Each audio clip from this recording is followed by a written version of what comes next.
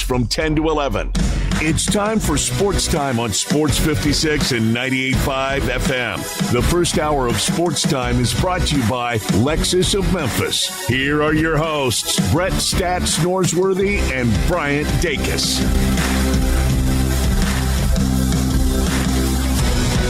Welcome into Sports Time. Bryant and Brett with you. Landon Schmidt producing. We're Sports Time. We're with you for the next 3 hours. A lot to get into over these next 3 hours. A lot of talk about Indiana's win last night. A perfect season for them. 27-21, the final score in last night's national championship game. A really fun one against Miami. The Tennessee Titans have named a head coach. They're going with Robert Saleh. So we'll talk a lot about that. Some NFL talk, some college football talk, NBA, college basketball, a little bit of everything over the next 3 hours. But, Brett, how are you this afternoon? Brian, I'm doing well. That was a classic last night, wasn't it? Yeah, it was awesome. It was hard to imagine that game getting any better last night. I mean, you got it all, and it had you invested until the final seconds ticked off on the clock. So, yeah, I mean, it was as good as it can get for a national championship game. I wasn't sure with 3 minutes to play who was going to win. No, and I think that's how you want it. We talked a lot yesterday about how does this game play out. Obviously Indiana has shown that they could blow out some really good teams, and there was certainly a chance of that happening. Miami, especially with their defense, they have been so good, especially in the playoffs. So really didn't know what to expect last night, and got a really fun one. I think that's all you could ask for, and one that will, like you said, go down as a classic. But the classic team is Indiana with that perfect season, a national championship. What Curt Cignetti has done over these last 2 years, especially this year, has been really, really remarkable to get a national championship to Indiana, something that I don't think anybody thought was possible just a couple years ago. But he got it done last night and was able to cash that check. Certainly different seedings of the last two national champions in the first 2 years of the 12-team playoff. Ohio State, kind of back of the pack last year. Yeah. And Miami almost replicated that this year. It will really make it worth watching next year when the seeds come out for that 7, 8, 9, 10 seed that can get on that roll and at least get to the championship game like Miami did and win it all like Ohio State did last year. Through 2 years of 12 teams, I think it produced the best champion, a little bit of a different seeding champion last year and the number one seed champ this year. Sure, yeah, I don't think you can really argue with it. With what Ohio State had last year on that roster, I think it was very clearly the best team in the country. And then this year, Indiana, definitely the best team. And we found our best champ, didn't we? Sure, yeah. No, and I think the last 2 years we found the champ. I still think there are some issues with the playoffs, but I think at the end of the day, you did get the right champion these last 2 years. And over the last 4 or 5 years, look at all the different champions and all the different teams that played for it. Yeah, it's been fun. Remember TCU? Yeah, that's right. And it wasn't very fun once they got to the national championship game, but it was fun watching them get there. Yeah, so I mean, it has produced a lot of interesting teams and interesting brackets and interesting matchups, and I think that's what we all wanted with this playoffs and with these games. And so, yeah, last night it was a blast, and obviously going to be a lot of talk about Indiana, but what Miami was able to do last night, really, really impressive to keep themselves in that game and really had a chance to go down and make something happen before Carson Beck threw that interception at the end of the game. So just a fun game all around, and obviously Indiana should be celebrated today for that perfect season that they just completed. The Carson Beck late game turnover when they were down, the one Ole Miss was looking for and didn't get. Yeah, and we talked about it pretty much throughout the entire playoffs with Carson Beck. It felt like you were going to at some point get that mistake and get that interception, and you go back to the game against Ole Miss, and he had I guess it was either the play before or 2 plays before the touchdown run where he kind of fumbles the ball in the backfield and is able to dive on it, and you felt like, okay, that was an opportunity for one of those mistakes, but finally got that mistake last night on that final drive against Indiana. Unfortunately, because he had been so good throughout the playoffs, it just felt like at some point you were going to get that play from Carson Beck, and it happened at the worst time last night. And you're not going to get it from Indiana. This Indiana note, the last time they had a lost fumble. They fumbled and the other team recovered it. First quarter of the opening game. Wow. That's how you win a championship right there. They just take care of the ball. Yeah. Ball security. We That's talk right. about it so much, and they had it. Yeah, and you got to have that to be a national champion, to especially go on an undefeated season like they did. So I didn't know that coming into today, but that is a really good nugget. And, yeah, it makes sense. You protect the ball, and you're going to win a lot of games, and they showed that. And they block a punt. They block a punt for a touchdown. Very few penalties, very few miscues. Fernando Mendoza just great with the ball. I don't think last night was his best game, even of the last couple of Big Ten championship game, Alabama, Oregon, and last night. I don't know that he was great last night, but he was really solid.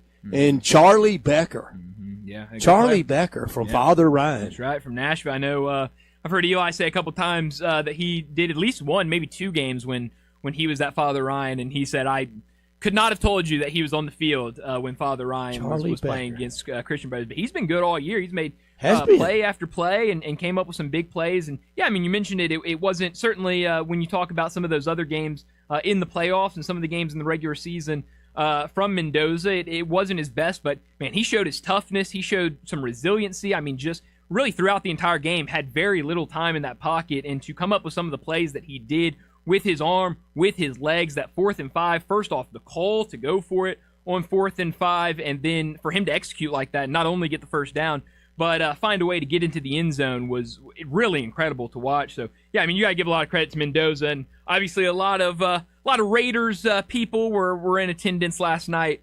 He'll be there including Tom Brady. They were all in his box. And son of Al, Mark Davis. That's right. So, he's going to be their next quarterback, and we'll see what he is as an NFL quarterback, but certainly you saw that development in Indiana and saw what type of quarterback he was able to be on the college scale. It was really, really impressive to watch. I don't know that he's franchise changer, but I think he's franchise helper.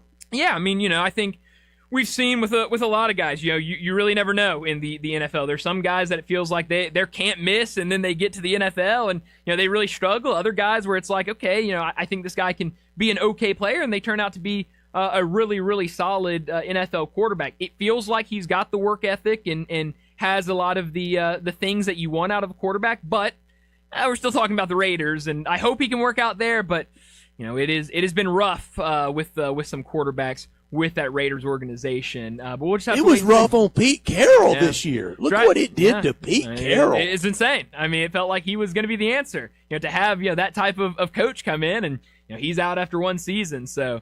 We'll see what happens with him, but obviously a tremendous collegiate career for him. Tom Brady can just do whatever he wants. Yeah, he can do whatever. And, part-time announcer, part-time GM, part-time owner. Yeah, he's just he's got his hands in full-time everything. Best player to ever play the game. That's right, and it's very clear the last part gives you a lot of leeway. Yeah, no, that helps you out a lot, and I guess being the best player, it doesn't feel like the NFL really cares at all what he does. So I guess. They're just letting him go out and be Tom Brady and whatever he wants. Yeah, they don't let Matt Ryan do both. No. But if you want to run the Falcons, cool. Right. But you can't be on the CBS football set. That's right. So I don't know. I guess different rules for Tom Brady. Whatever. Tom Brady didn't blow a 28-3 lead. That's right. Did he? Yes. I guess he was the comeback guy. Right. In that I guess game. if you blow the lead, you don't get as much leeway.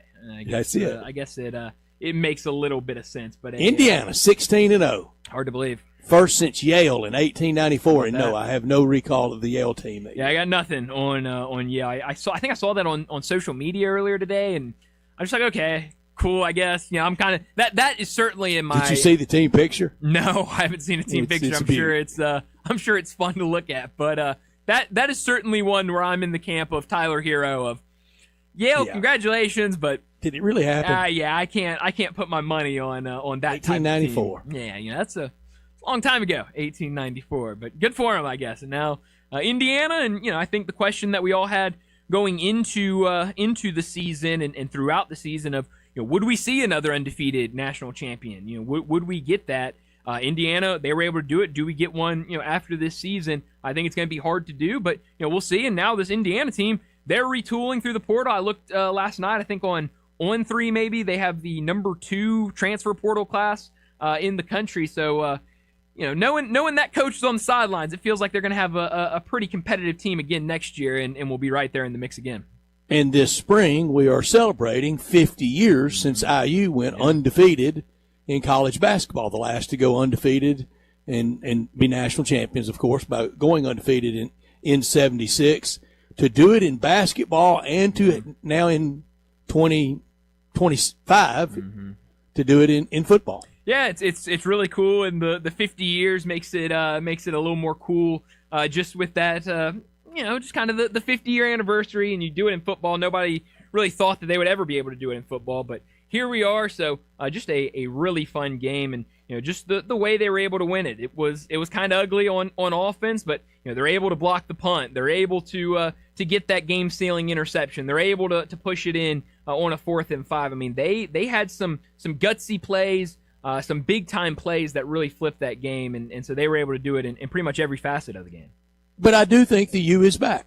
Oh, no, they certainly are. I mean, what they showed, again, throughout the playoffs, and we talked so much about those 2 losses in November, and what did that mean? Did that completely take them out of the playoffs, and they're able to get in there as the last team, and they really proved that they belonged in it with that defense and with Carson Beck being really, really solid. I think, with some of those players that they've got coming back, both offensively and defensively, I mean, they have all of the foundation to build on. So, yeah, I think the U is absolutely back, and I think it's going to be really fun to see, what type of talent. Obviously, Darian Mensah is the name that everyone is linking to Miami, and now Duke is going out and suing Darian Mensah. So who knows what the quarterback situation is going to look like next year. But they've got some really, really talented players coming back from this team, and it feels like they're going to be a team that's hard to compete with in the ACC.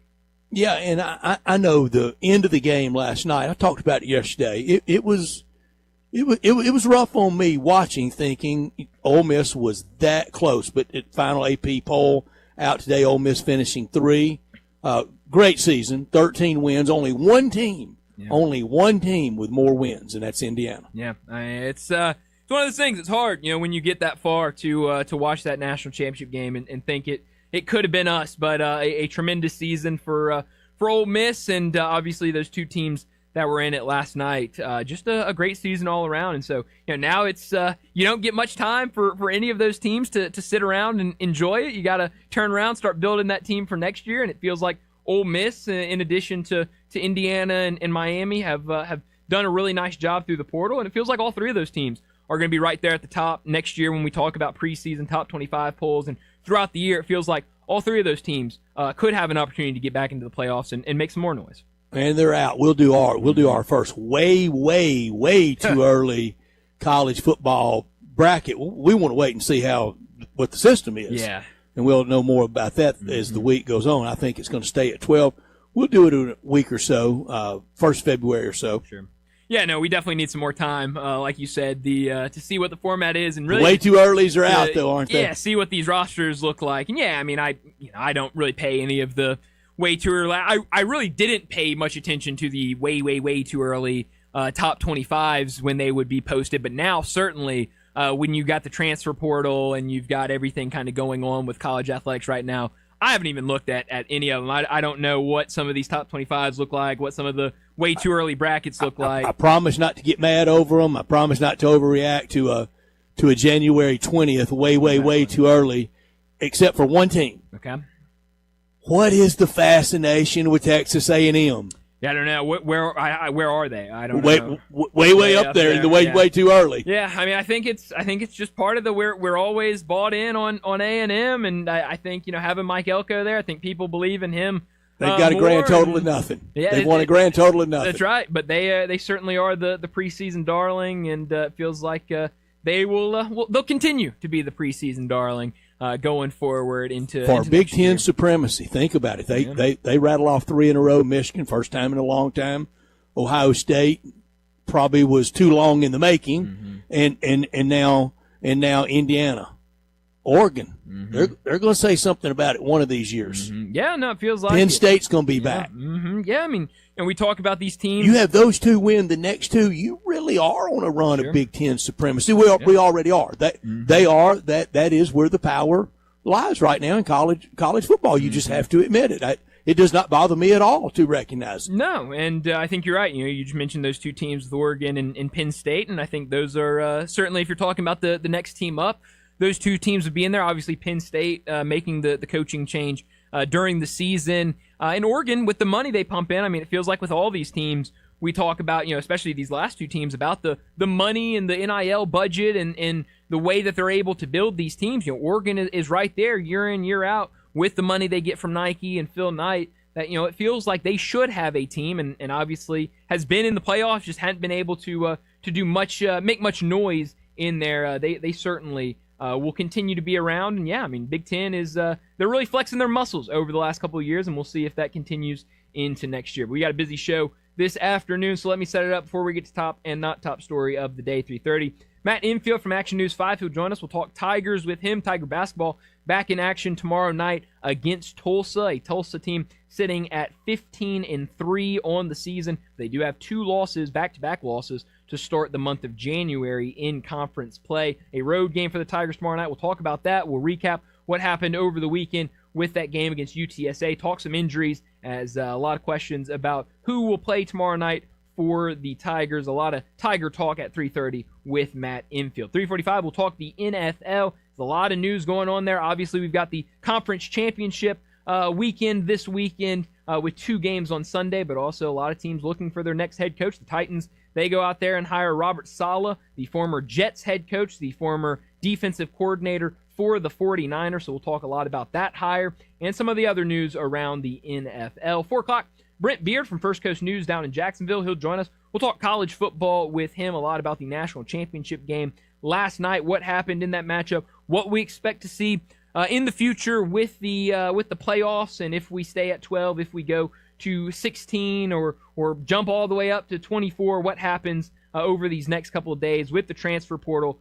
Plenty to get to with Brent Beard. 4:30, Brett has updated his top 20 all-time for college football. I need y'all's help and advice on it, on updates and adjustments. Yeah, we'll definitely take a look at that and go through it and talk about what Brett's top 20 is looking like for college football all-time. 4:45, big number of the day. 5 o'clock, Bo Marchant will join us, talk the NFL. Plenty to get to again in the NFL. 5:30, we'll get to what's trending. At 5:45, wrap up today's show like we always do with Moe's and Humdinger's Crunch Time. Let me remind you, we're in our Family Leisure Studios where family and fun come together. The floor model and spa sale, it's going on right now at Family Leisure. It's time to make room. Deep discounts on over 100 display models and in-stock hot tubs, swim spas, and cold plunges. If you've been dreaming about a new spa, now is the time to buy. Spas as low as $99 a month and over $1,000 in free upgrades with every spa purchase.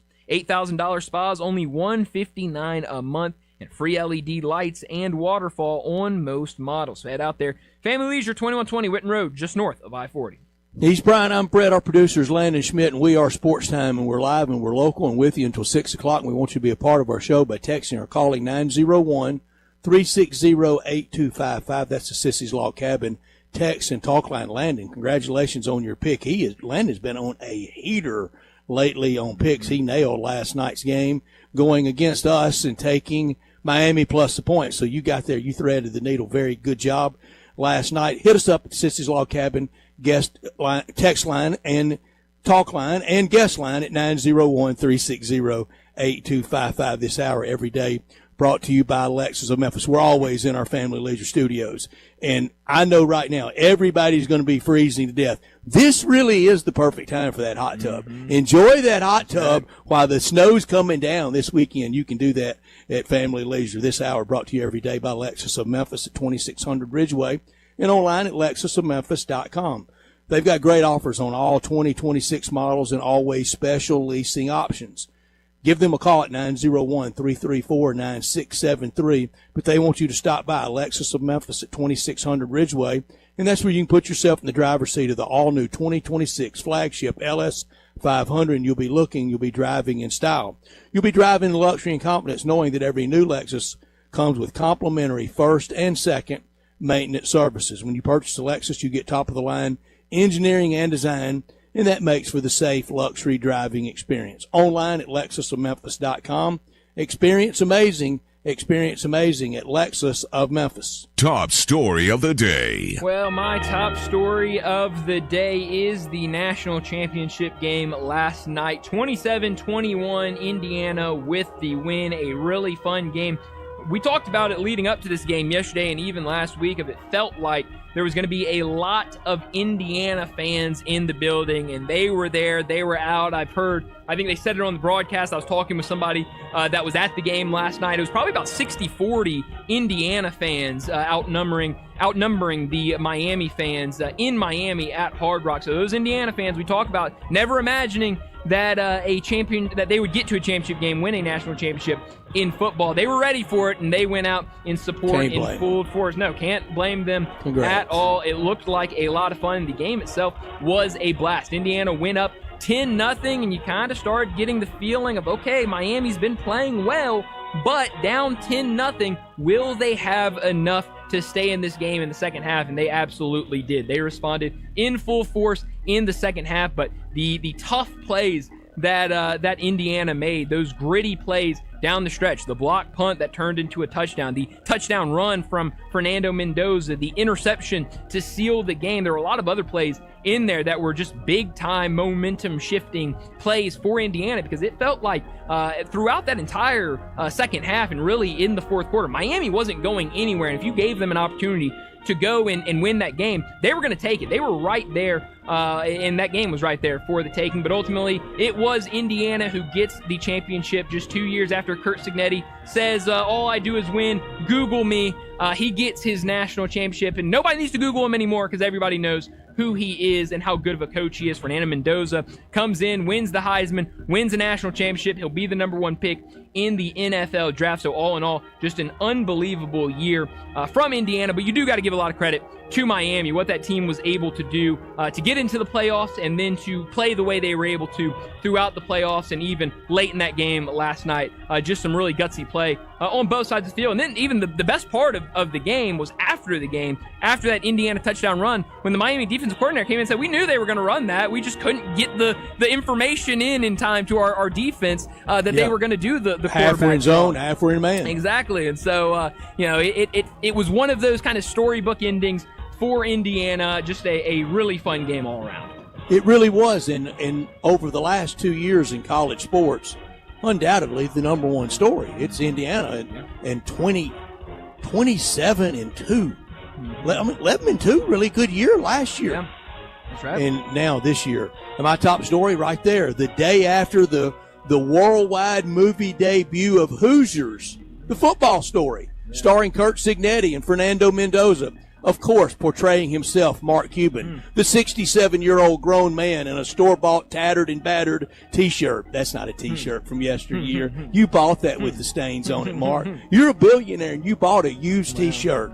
But this is even better than the Gene Hackman movie. First of all, because it's football. Second of all, most importantly, because it's real. This isn't Hickory High. This is Indiana. That's right. 16-0, national champs. Insane. I mean, still, just even hearing you say that, hard to believe. And we all watched it last night, and it's still hard to believe. 16-0 national championship, Indiana Hoosiers. Not top story of the day. Well, my not top story of the day: the Tennessee Titans have their head coach Robert Saleh is the man after going back to San Francisco after his head coaching stint with the Jets, and what he did with that defense this past year in San Francisco. Really, really impressive, especially when you look at all of those injuries that they had on the defensive side of the ball. To continue to go out there and be that competitive was really impressive, and now he gets another opportunity at the head coaching position. I think a phenomenal hire by the Tennessee Titans, and from all reports out there, it sounded like they had their guy in Matt Nagy, that he was, basically they just hadn't made it official yet. He was the guy in Tennessee before Robert Saleh came in, had his interviews, and just completely blew everybody away. And then there was reporting that there was some discourse in the offices with the Titans, but ultimately Robert Saleh is the head coach, and I think absolutely deserves another opportunity as a head coach. I think it will work out, hopefully will work out better than the Jets. I can't blame anybody that doesn't have success with the Jets, with the way that organization is run and some of the decisions that they make. But I think a really good hire. Now, what can you do to go out there and get an offensive coordinator to develop your young quarterback and some of your young weapons? But we'll see what the trajectory looks like now for the Tennessee Titans. Here's what needs to be done in the Titans corporate office. Unless you're related directly to Bud Adams and the Adams family, Amy Adams Strong, they're not going to fire themselves. They own the team. Yeah. But anybody else that's not Blood Adams, if you had anything to do with the trade of Derrick Henry, the trade of A.J. Brown, or the firing of Mike Vrabel, turn in your security card and gently leave the building. Yeah, I would hope so. If any of those people are left, I would hope that they leave or they get rid of them because those are unforgivable moves that were made with the Titans. My not top story: just how bad is college football right now? It gets ridiculed, most of it off the field, a lot of it the leadership, but even some people pick at on the field. But in this decade of the 20s, in the 2020s. We've had 5 different national champs: Bama, Georgia twice, Michigan, Ohio State, now Indiana. We've had Clemson, TCU, remember them, Washington, Notre Dame, and Miami all play in the national championship game. College basketball can't come close to touching that for the number of teams and the equality, the various teams that have a chance to get to the finals. College football college basketball can't get close to that. And college football loves to bluster of the equality, but there's no proof for it. You want the same teams year in, year out? Look at the national championship game on the last Monday of the year. Don't look at that Thursday afternoon when St. Leo's of who cares makes 10 threes and they pull the upset. That team never advances, ever, to the Final Four, ever, and never to the final game and never win at all. College football is your fairness sport. Yeah, it really is, especially with the 12-team playoffs. I mean, you're given more opportunity, and those teams are taking that opportunity and running with it. So a lot of fun last night between Indiana and Miami. But that'll do it for top and not top story of the day. Let's get to our first break, and when we return, we're talking Tigers. Matt Infield from Action News 5. He joins us next. Add a little fun to your lunch break. Join Johnny Radio for Sports 56 Happy Hour from 11 to 1 every weekday on Sports 56 and 98.5 FM. When I think about Memphis, I think local, and it doesn't get more local than ATC Fitness and Memphis Tiger Basketball. ATC Fitness has been a proud supporter for years of Tiger athletics as well as Tiger cheer and pom squads. So when you want fitness, go local. Go ATC Fitness. Sign up online today at atcfitness.com. ATC Fitness, exercise your right to look good, and go Tigers. ATC Fitness, exercise your right to look good. Guns, guns, and more guns. Over 700 firearms in stock. Home defense guns, old guns, new guns, used guns, big guns, little guns. Every gun you can think of, Classic Arms has them. All brands like Glock, Sig, Colt, Ruger, Smith & Wesson, Browning, Beretta, Benelli, Remington, Winchester, and more. Guaranteed lowest prices in town. Only gun importer in the Mid-South. Free gun inspections and appraisals and free bore sighting for the upcoming deer season. Shop online at ClassicArmsOfMemphis.com or visit Classic Arms at 1740 Germantown Parkway behind Corky's Barbecue in Cordova. Looking for sports in all the wrong places? Try the Owner's Box Sports Bar and Grill in Lakeland's Town Square. Fun, exciting, friendly, and comfortable with wall-to-wall TVs. 24 taps for all your beers, including $3 domestic and $5 craft pints on Mondays. Monday through Friday, 3 to 6 happy hour. Music bingo Tuesdays. Daily specials and online ordering. The Owner's Box Sports Bar and Grill in Lakeland's Town Square. Highway 70. Check Facebook for daily specials and weekend music at the Owner's Box. I can't tell you the number of times I've heard people tell me that they wanted to wait until spring to put their home on the market. This is Sheldon Rosengarten at Marks Bensdorf Realtors, and think about it. In March, April, when the azaleas bloom, so do the real estate signs. More competition. We've been in an unusual market in the last year, and to get an edge on other homes on the market, make sure and talk to 2 to 3 real estate brokers and make sure that I am one of them. I've developed a highly successful strategic marketing program that can mean the difference in what you make and when. From the preparation before you go on the market to the presentation and keeping you informed every step of the way, it's rare that we cannot provide results. That's why people often say, when you want the job done, call Shell Done at 483-0546 or memphisrelocate.com. Write it down or call me now, memphisrelocate.com or 483-0546. You ready to take your pick from two amazing rides at $299 a month? Well, then get to Gossett Volkswagen on the Pike. A Volkswagen that's just right for you. We Gossett. Take your pick, 2025 Jetta Sport or 2025 Volkswagen Taos S, $299 a month. You heard me right. You choose 2025 Jetta Sport or 2025 Volkswagen Taos S, $299 a month. We Gossett. Or how about 3 rows of seats, more room for all kinds of adventure in your new 2025 Atlas SEL. Now just $499 a month, or get $7,000 off MSRP. Remember, it's not a new ride if it's not from Gossett, so get to Gossett Volkswagen today, 1875 Covington Pike, or online, GossettVWMemphis.com. If you want it, we got it at Gossett Motor Cars. 36-month lease, Jetta SM 104-280, MSRP 26,426, Taos SM 06162, MSRP 27,011, Atlas SC 53,935, MSRP 51,546, includes all rebates and incentives, PF 895, excludes tax, title, and license with approved credit. See dealer for complete details. Offer valid to end of the month. Dealer stock only. Sports 56 traffic. Good afternoon. Cranking up pretty good on 240 getting on to 385 Billmore at Parkway. That's only going to get heavier out towards Collierville, probably in the next 20-30 minutes guaranteed as that traffic builds to Midtown. It's busy, but hey, at least it's moving over here right now southbound on 240 at South Parkway. Valentine's Day bridal season, both are just around the corner, so shop local this year. Why? Because you'll save a ton of money at Weimer's Jewelry, located 7525 Highway 64. I'm Commander Chuck with your on-time traffic. Now back to Sports Time on Sports 56 and 98.5 FM. This hour is brought to you by Lexus of Memphis. Here are your hosts, Brett Stats Norsworthy and Bryant Dacus. Welcome back in Sports Time. Bryant and Brett with you, and we got to talk the Tigers. And joining us like he does every Tuesday, Matt Infield from Action News 5. He joins us now. Matt, thanks so much for joining us. The Tigers, they got a very comfortable win on Sunday over UTSA, 26-point home win. What did you make of that? Sincere Parker, really, really good off the bench, but a kind of much-needed, easy win for this Tigers team. Yeah, it was good to see them put their foot on an inferior team's throat and not let up. And, it was close, relatively speaking, at halftime, but over the course of 40 minutes, they were able to pull away. Their talent showed up.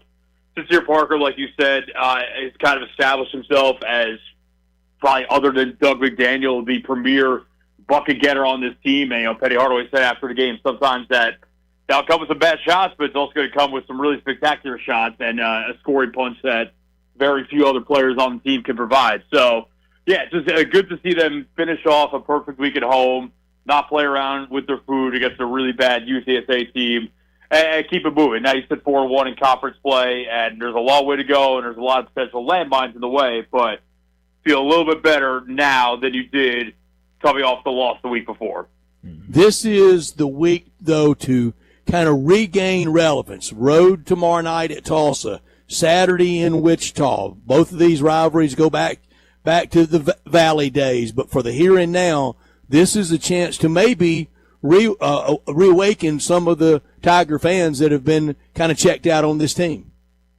Yeah, if you go 2-0 this week, if you pull out 2 road wins against, and I have no idea who's actually good in this league or not, because who's beating who is all over the place, and I don't know that you could get a good read on who's actually going to be there at the end. But Tulsa, all in all, has had a nice start to the season, 3-2 in conference play right now. At Wichita State, we know, and any Memphis basketball fan knows, weird things can happen inside that building. Did happen last year against a really good Tigers team. So, yeah, if you can go on the road this week and knock off a couple teams that have had good starts to varying degrees so far this season, Wichita State's actually coming off a really good quality road win against USF the other day. Yeah, if you can go 2-2 on the road this week, knock off those two teams, and you're sitting 6-1 in conference, going to the next FAU game, then I think you start to feel a little bit better about yourselves that there might be some staying power to this team within conference. Mm-hmm. Yeah, you talk about how wide open this conference is. I think I'm trying to pull it up as we speak, but I think it was every road team outside of Memphis on Sunday won. Memphis was the only home team in the American on Sunday that got a win. So it feels like any team that meets any other team in this conference could get a win, maybe outside of UTSA, maybe outside of East Carolina, both 0 in conference play. But it does feel like that win could be the win against UTSA, and a couple wins this week could build some real confidence for this Tigers team. You mentioned Sincere Parker, a really nice game for him off the bench. After the game, Penny Hardaway talked about how he's done a really nice job of accepting the role off the bench. How do you get that type of Sincere Parker on a night-to-night basis? Good question. I think that the bench role might be better for him because you can put the ball in his hands more. As opposed to if you put it out there with Doug McDaniel a lot of times, then I think Doug's going to be the guy at the controls that he should be.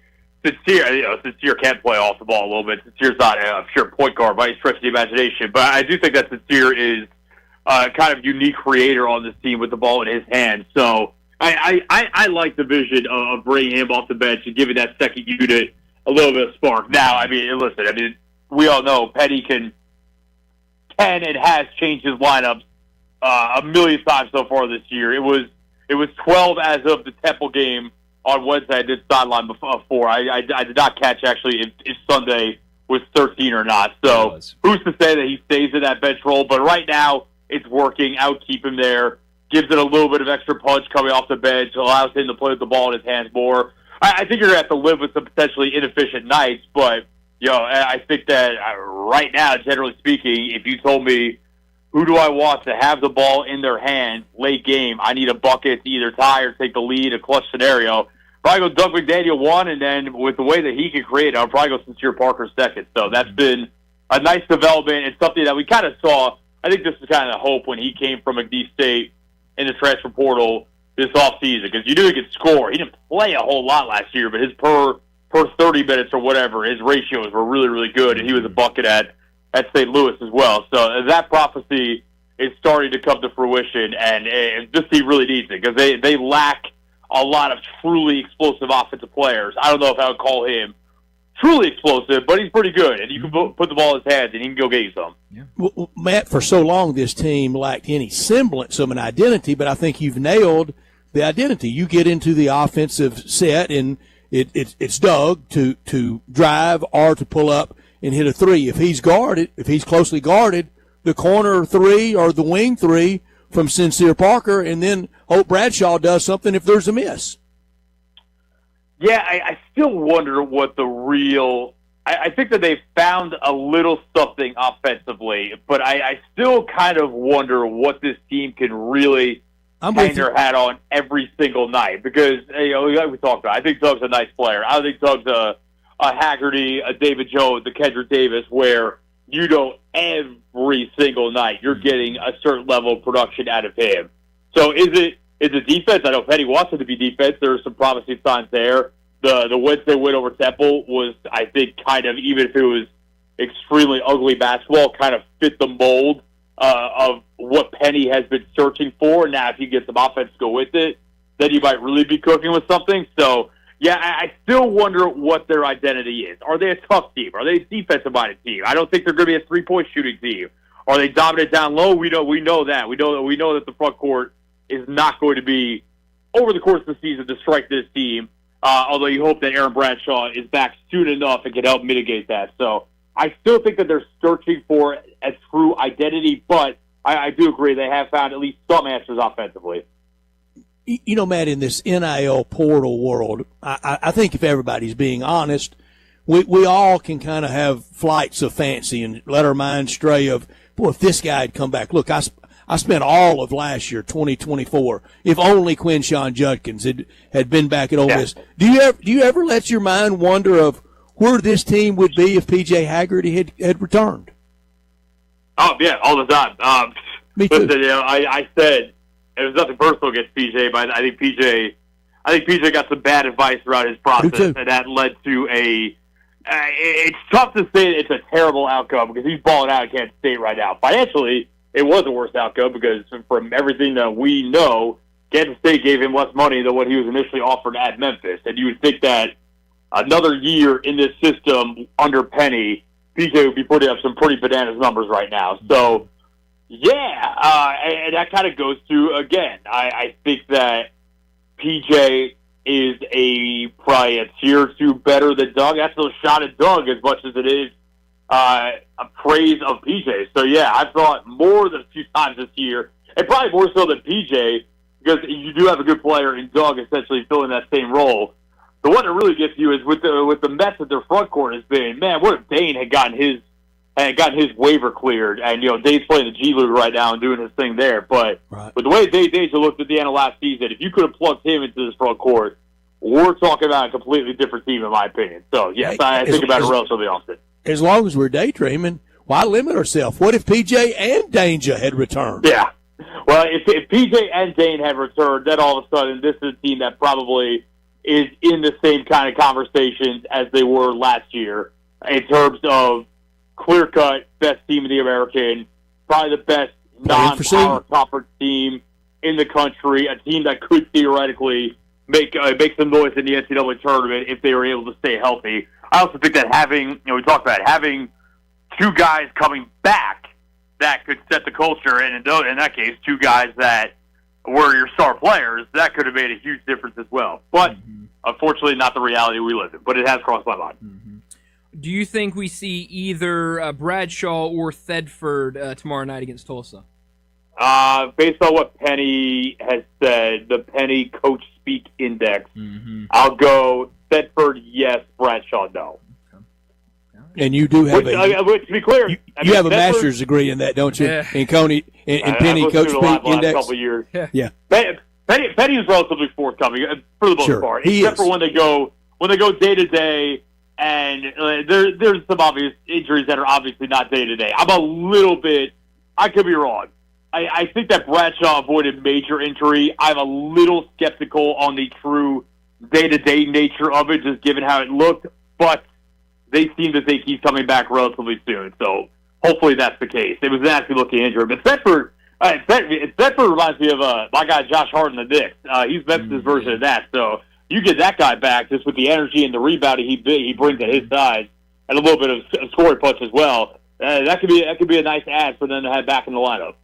Matt, when Charles Huff was hired, maybe I overdid it. Maybe it was overdone. Anyway, I thought it was going to be en masse, almost like Cignetti did from JMU to IU. He's bringing some players with him, but maybe not quite the number that I thought it would. And I'm looking at 24/7 Sports, and I see an edge rusher going from Southern Miss to Baylor. I see another edge rusher that's undecided, but I don't think the Tigers are in the final mix. I see a linebacker, Chris Jones, from Southern Miss to FSU. I see a D lineman, Mason Clinton, from Southern Miss to Florida. I see a safety from Southern Miss to Clemson. I mean, you get all those guys that are going to Florida, Clemson, and FSU, then maybe it could be replicated. But was that overdone, or is that unfair to think he was going to do that?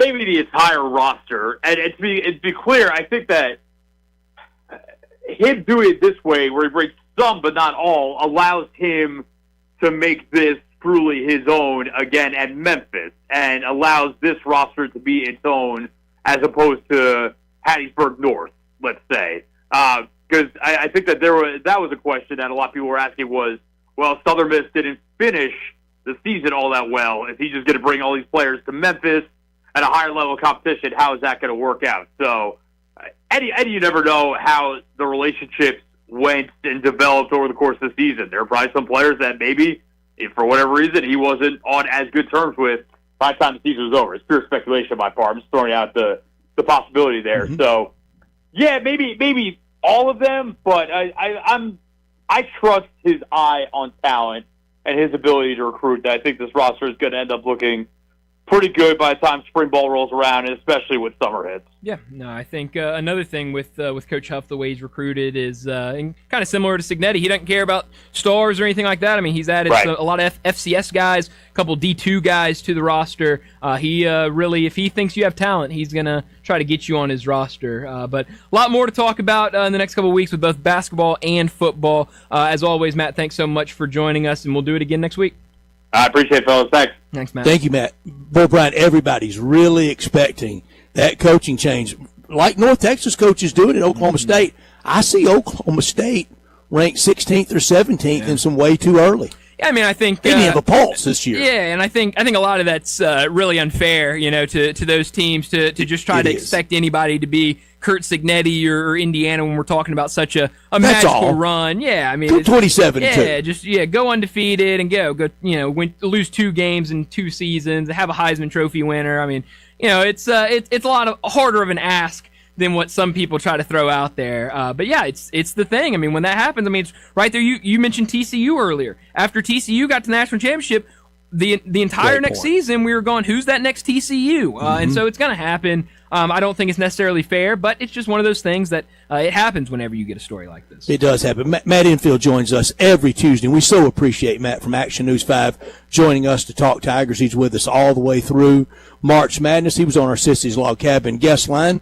That great location at 4542 Poplar, right in the heart of Memphis at Poplar and Perkins in Laurelwood. Bill Jones and his great team, part of the fabric of our community, the official jeweler of the Grizzlies and of the Tigers. They brought us the look back at the SEC all year on Mondays at 4:30. The Mid-South's largest selection of one-of-a-kind jewelry. They have it at Sissy's Log Cabin. Engagement rings, wedding bands, necklaces, earrings, everything for that next special occasion. And we know what it is. It's the holiday of love, Valentine's.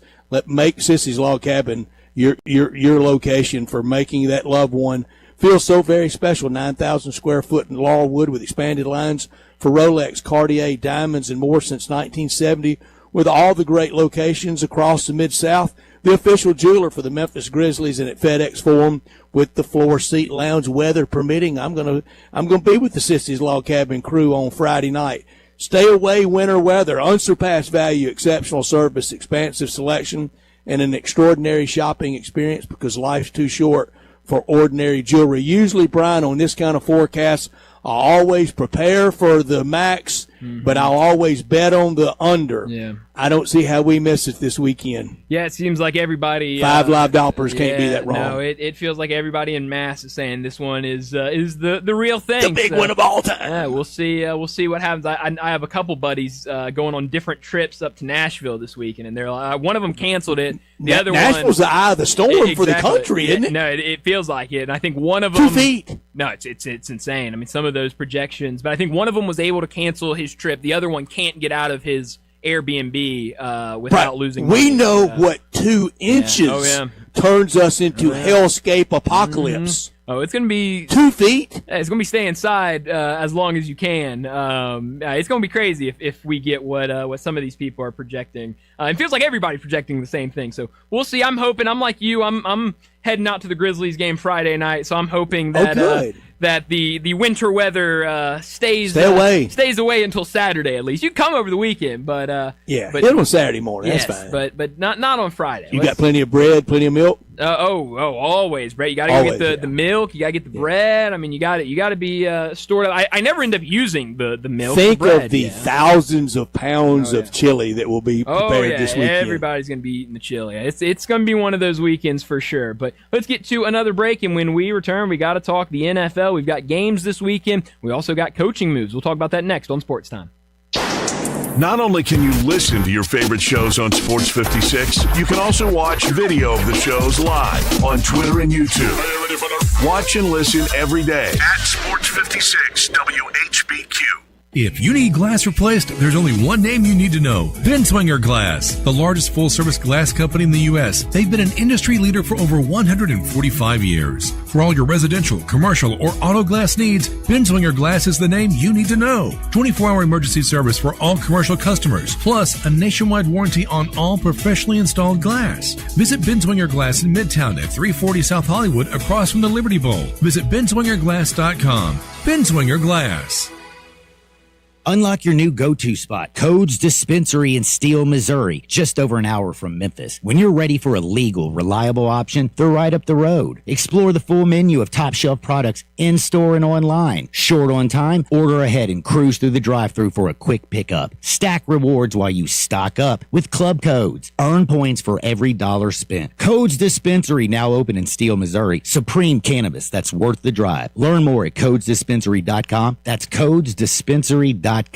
Chris Price here with Metro Builders Roofing and Restoration. Let me ask you something. Are you seeing unsightly water spots on your ceiling, in your home, your office, or even worse, mold? Have you noticed shingles missing, pieces in your yard, or signs your roof just doesn't look right anymore? Here's the facts. What you see inside usually means there's already a bigger problem above you. At Metro Builders, we don't just guess, we inspect. Our team performs a full roof inspection right on site. We take detailed photos, document everything, and show you exactly what's happening with your roof. Whether it's a simple repair or a full replacement, don't let anyone tell you it needs to be replaced when all it needs is a repair. We offer free inspections, on-the-spot estimates, clear explanations, and yes, financing is available. Before a small issue turns into major damage, make the phone call that protects your home. Call me. 901-375-1717. That's 901-375-1717. Or check us out online at metrobuildersmemphis.com. Metro Builders Roofing and Restoration. We don't just build, we build world class. Moving is stressful, but Black Tie Moving can take the worry out of the process. Whether you're moving across town or across country, moving your home or your office, your personal moving concierge from Black Tie Moving will work with you to design a plan that perfectly fits your budget and needs. And they're available 24/7 to answer any questions you have. Give Black Tie Moving a call at 901-316-6196 or go to blacktiemoving.com/Memphis to get your personal, no obligation quote from the moving experts at Black Tie Moving. Here he is on the line, the main man, Jason Marshall. Hey, man, I hear you guys are going strong with the Hyundai Getaway Sales Event at Gossett Hyundai 1956 Covington Pike. You heard that right, Randy. 2026 Hyundai Kona SE, $198.99 a month. 2026 Hyundai Elantra SEL Sport, only $218 a month. And a 2026 Hyundai Tucson SE, $248.99 a month. Plus, you always get owner assurance with America's best 10-year, 100,000-mile powertrain limited warranty. Let me hit those deals one more time. Kona SE, $198.99 a month. Elantra SEL Sport, $218 a month. And Hyundai Tucson SE, $248.99 a month. So come see me, Jason the Main Man Marshall, where we're charging for it and charging less at Gossett Hyundai, 1956 Covington Pike. Or visit online at HyundaiGossett.com 24/7. Kona TU 375,843, MSRP 27,545. Elantra TU 138,044, MSRP 25,605. Tucson TU 138,044, MSRP 31,275. Includes all rebates and incentives. Fee of $895. Excludes tax and license for the blue credit. See the complete details. Offer valid through the end of the month. Stock only must finance through HMA. Not all customers will qualify. Now back to Sports Time on Sports 56 and 98.5 FM. This hour is brought to you by Lexus of Memphis. Here are your hosts, Brett Stats Norsworthy and Bryant Dacus.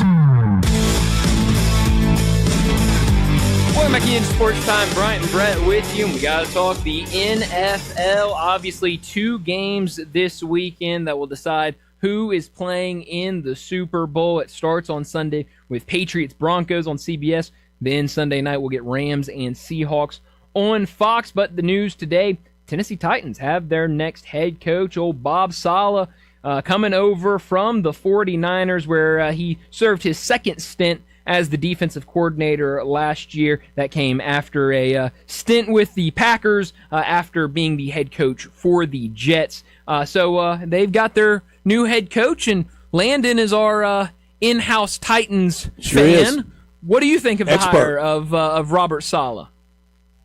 Yeah, that's definitely been the question I've been, toiling with since yesterday, and the honest answer is I just don't know. I don't rightly know how I feel about it just yet. I mean, you got a lot of people saying he was terrible with the Jets. Other people combat that and say, well, terrible with a young quarterback with the Jets too. Yeah, he was, but his defense looked really, really good. And so I think with Dennard Wilson and Robert Saleh, that's going to be a really good mix for the Titans defense.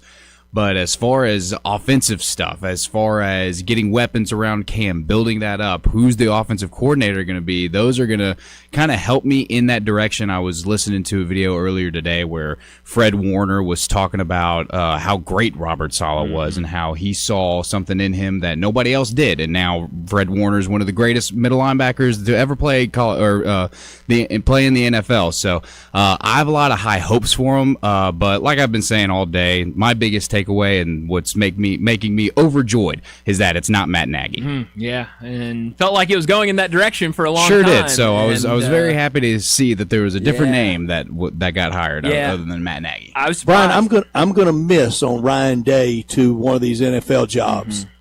I guess they just have no appetite for the college guys. Yeah, it really doesn't seem like it. And there, we've had a lot of rumors with not only Ryan Day but other college coaches of would they try to make the move to the NFL? And I thought Ryan Day to Nashville to work with a young Cam Ward. One more year kind of in the wilderness, get a little bit better before they move into the new building, like they did way back when. Not to be.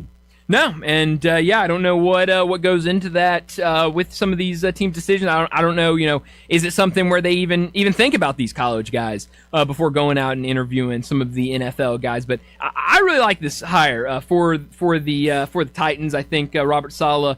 Like you said, a lot of San Francisco players have talked very highly of him as a defense coordinator. Now, there are some coaches that are just a lot better as coordinators than as head coaches. But, I would like to see him do it in somewhere else other than with the Jets and see if he can find success there. Now, the downside there is I think you could argue that the Jets and the Titans are run kind of similarly and not in a great way. Poorly. Very poorly. And so that could certainly be a concern. But, yeah, I mean, you get a defensive-minded guy in there at the head coaching position and, try to bring in somebody to run the offense and really develop your young quarterback. And I think that's a good idea.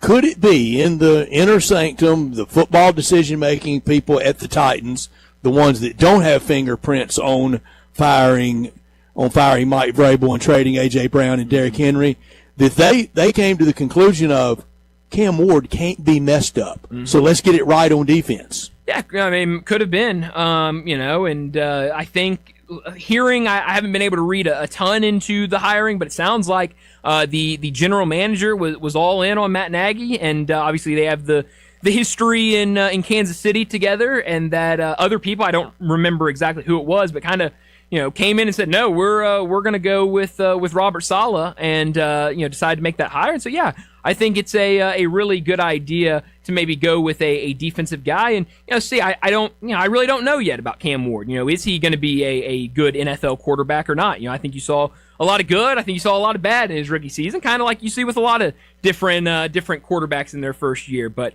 I do think that at least he stayed upright. It's very, very important, very important. And so we'll see who they bring in at offensive coordinator, and see what they can do with this young quarterback. He made some throws that were amazing. He did. That you would watch and go, you just can't teach that. Yeah. And then he made throws that you see a lot of rookies make, Sure. and okay, we'll grow out of that. Yeah, there was a lot of good, and there was a lot of bad, and that's what you expect from a rookie quarterback. And so it's can you with no help. Sure, but it's can you get rid of those issues? Can you get rid of those bad throws and develop into a good quarterback? We've seen a lot of quarterbacks that have been able to do that. We've seen other quarterbacks who haven't been able to do that, and so we'll see what happens with the Tennessee Titans. But I do think a very interesting and I think a solid hire at the head coach position. But let's go ahead and wrap up this first hour and get to another break. When we return, talking more college football. Brent Beard from First Coast News down in Jacksonville, he joins us next.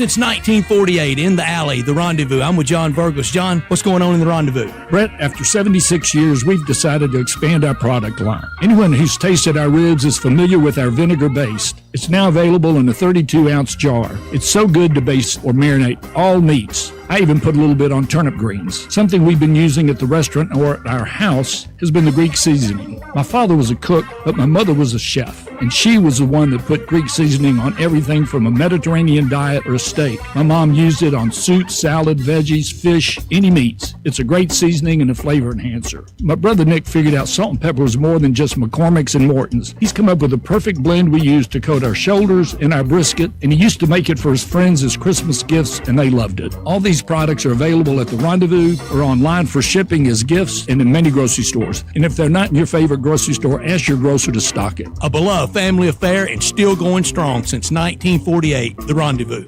I'm Gary York. I'm the service director at Lexus of Memphis. Our service department wants to be more than just a place where you get your oil changed. We do glass repair, windshield replacement, recalibration of your camera and sonar systems, even wheel repair, tire replacement, all the things you would expect from a luxury automotive dealer. Please check out our website. You can schedule your appointment, check out our specials, hours of operation, or if you'd like to do it in person, please reach out to one of our associates at 901-271-5199.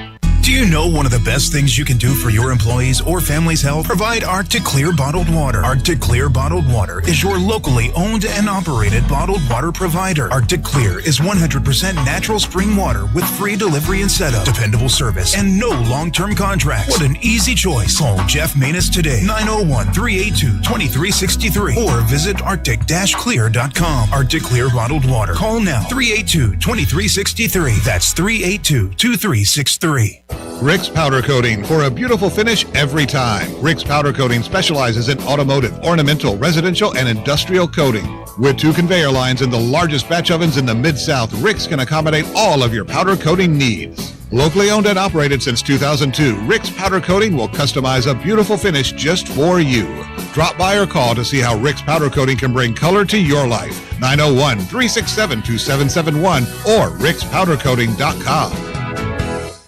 I got him on the line, Rockin' Ronnie at Gossett Hyundai South Mount Moriah. Hey, Rockin' Ronnie, what's the scoop on this Hyundai Getaway Sales event? Randy, it means you'll save some cash. Well, let the savings begin, Rockin' Ronnie. What you got? A 2025 Ioniq 6, $159.11 a month. How about a 2026 Hyundai Kona SE, $198.99 a month? And I've got a 2026 Hyundai Palisade SE, $353.72 a month. Let me repeat that. Ioniq 6, $159.11 a month. Hyundai Kona SE, $198.99 a month. 2026 Hyundai Palisade SE, $353.72 a month. Plus owner's assurance with America's best 10-year, 100,000-mile powertrain limited warranty. As for me, Rockin' Ronnie at Gossett Hyundai South, 2660 Mount Moriah, or shop online at HyundaiMountMoriah.com. Ioniq SA 173,351, MSRP 44,960, Palisade TU 872,712, MSRP 41,330, Kona TU 375,843, MSRP 375,45, good volume business incentives, PF 895, excludes tax on license, CD for complete details, offer valid at the end of the month with approved credit dealer, stock only, must finance through HMA. This traffic report is brought to you by Millington Weight Loss. For more information, call 901-436-0272. Sports 56 traffic. Good afternoon. Steady flow of traffic making its way on towards the Collierville area on 240 right now as you work your way on to 385 Billmore Parkway going outbound. It's already crowded in certain sections of Sam Cooper, mostly going outbound over here around Perkins as that traffic builds through the Midtown area in the normal spots for this time of day. 240 here at South Parkway. Valentine's Day just around the corner, so stop by Weimer's Jewelry at 7525 Highway 64. Shop local and save a lot of money. I'm Commander Chuck with your on-time traffic. Memphis's original sports station. We are Sports 56, WHBQ Memphis and W253DF Memphis. Now back to Sports Time on Sports 56 and 98.5 FM. This hour brought to you by Landers Ford in Collierville. Here once again are Brett Norsworthy and Bryant Dacus. Welcome back in Sports Time. Bryant and Brett with you as we start our second hour on this Tuesday afternoon. We got to talk some college football, and we do it at this time every single week with Brent Beard. College football talk every Tuesday with Brent Beard, Heisman voter, and on Twitter X at Brent Beard. SEC, ACC, AAC. We talk it all with Brent. Here's Brent Beard with Bryant and Brett. Brent Beard joins us now to talk some college football, and we've talked about it all season long. These two teams, Indiana and Miami, we know you're down there closer to Miami, but it was an incredible national championship game. What were some of your takeaways from what we saw in that game last night? Well, greetings to both of you. The amazing thing, frankly, as complicated as we want to make college football, Indiana basically coming into the game with one fumble on the season and something like 13 penalties going into the game. I mean, that's supernatural. That's otherworldly stuff. And they were effective. 16-0 speaks for itself, but I think that's the one or two stats that stick out to me, that when you don't turn the ball over, good things happen to you, and great things sometimes happen to you. Honestly, Brandon, I know you always are. Do you really even remember Cincinnati on Coach Saban's staff? Barely. Same thing here. Barely. I mean, just barely. I mean, you saw him on the sidelines. Probably a lot of people wonder I who remember he was. Tosh LaPoy more than I do Coach Cincinnati. By far. Oh yeah, absolutely. But again, he was there for a short period of time, and then he was gone. I'm grateful. I'm sure you guys are too. That it was a good game. It was competitive. Oh, I love it. Yes, absolutely. And I really had no preference. I was fine however it fell out. And I think the U is back. Miami's back. Well, when you reach the national championship game, you're back. That is very true. And look, they represent themselves well. One of the better defenses. And the hit on Mendoza, I do not think was a dirty play. Yeah. For a long time in college football, really with the triple option, Brent, you can remember when it was taught on that triple option, kill the dive play. Yes. The player simulating the dive play, kill the quarterback on the outside, kill the tailback. And last night, that Miami player, look, he kind of gave the dive play fake, almost like he may still have it. There was no way that player didn't know he did or didn't have it. His job was to hit him in the chops, and he did. It was. Oh yeah, no doubt about it. And look, the truly amazing thing about this to me is, okay, let's forward ourselves in the future a year from today, and the amazing thing is we will still be waiting 6 days for the national championship game. That's going to be on January the 25th. We will, because we're starting a week later next year now. Yes. Memphis already announced to be playing UNLV in Vegas on week 0 on Saturday the 29th, I believe. 29th, okay. So. Yeah, that is it. I really wonder, guys, if there will be a slew of games on that day, basically the week before the season begins, for them to get an additional week off and also to get going and have a game under your belt. So, but look, January 25th, January 24th, and 28, 29, January 22nd, 30 is January the 21st. So it's a long season. I struggle with it being that long to a degree. And then there's a part of me that, frankly, have enjoyed it. So it's kind of a mixed bag, but we'll have about 4 more years of it unless something happens.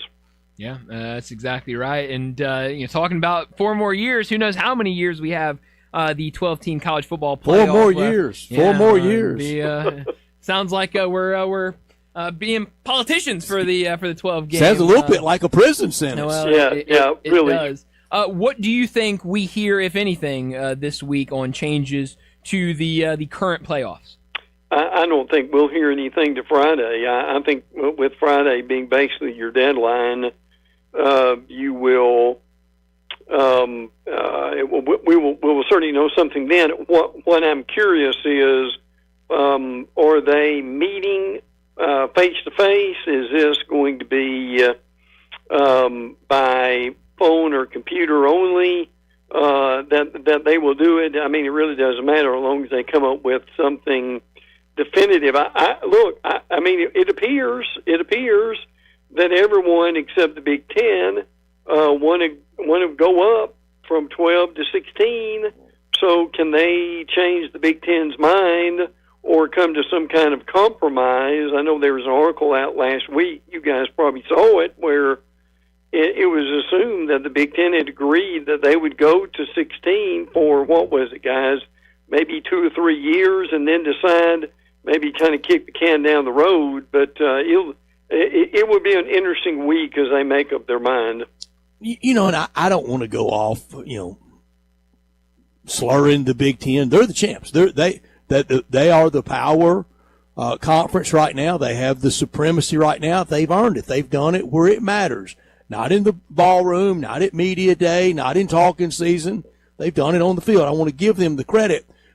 But Brent, we also know the history of a playoff in the Big Ten vis-a-vis the Rose Bowl and the sunset, and all that matters to me. But that they blocked forever a playoff. Yes. And it appears right now they are. Now, to their credit, I must say, if I'm the Big Ten aficionados, why do we want to change anything? We're working on 3 in a row. Here comes 4 in a row. Well, and you're right about how ironic that is, that they stood in the way of really having a playoff for years, and now they want to have the biggest playoff we've ever had. And now the playoff has obviously worked against the SEC. Yeah. Well, that's true. I mean, personally, I'm glad it's here. I like it. Me too. Get better and win it. Oh yeah. And I would be fine for it to go to 16. And I know we talked about this some last week, and Brent sways me a little bit with this, in that the 20-something. Brent, don't ever let me sway you on anything. Your judgment's so much better than mine. The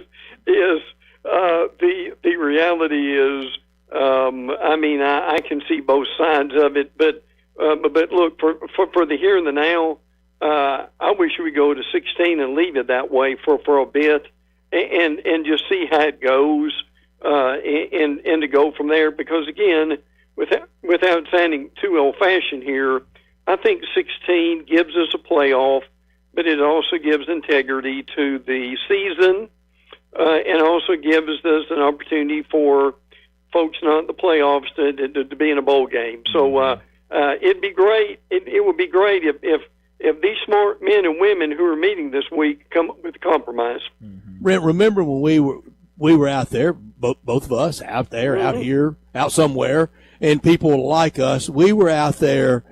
We don't want to ruin the integrity of the season. Any far-flung bracketed playoff would do that. We don't want to hurt the bowl system. It's been too good to the college game. We got to end football on January 1 or January 5th at the latest. All that ended up being wrong. The regular season now matters more than ever for positioning at the end. The bowl system, we didn't do it to the bowls. I think Bristol, Connecticut did as much to hurt the bowl system with all these Tuesday afternoon 1:30 games at places that may have 3,000 people in them.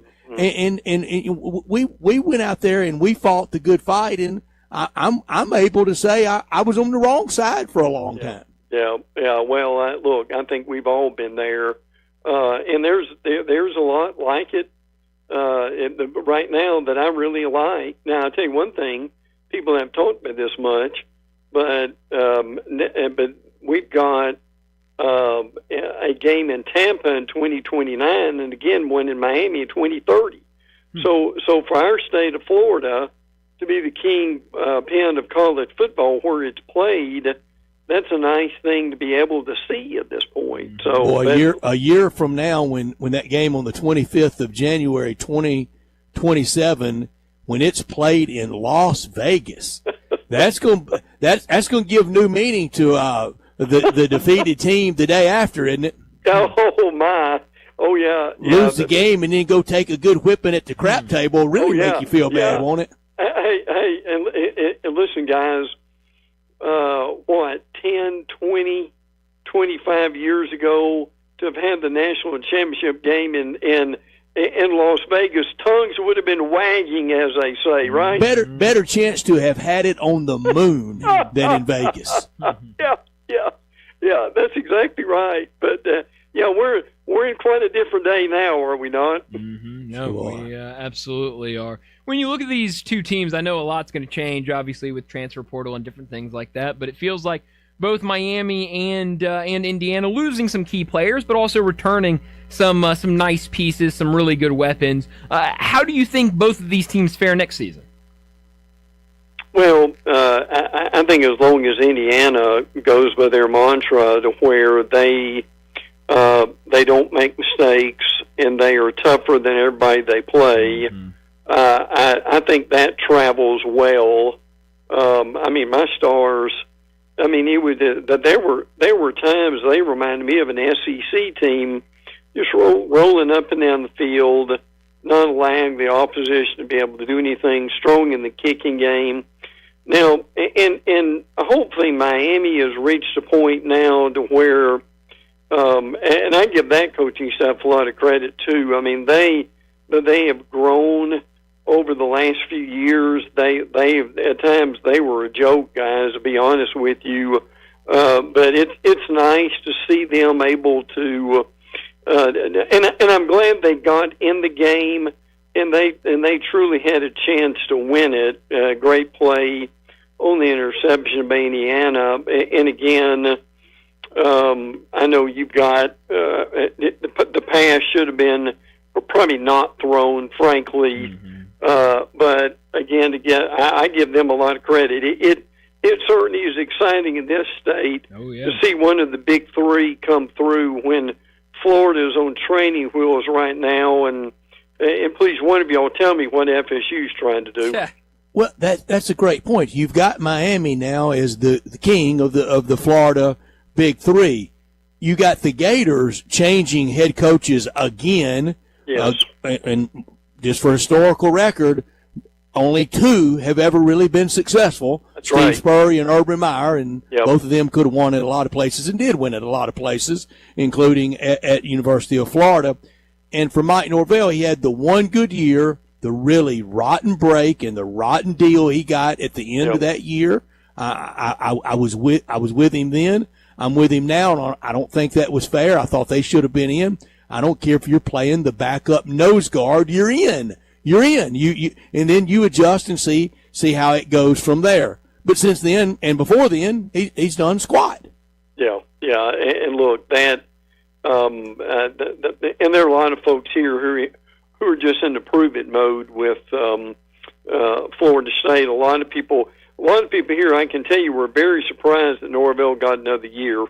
That they really thought that they would make a change. But again, Florida State's got some money, but they don't have that much money.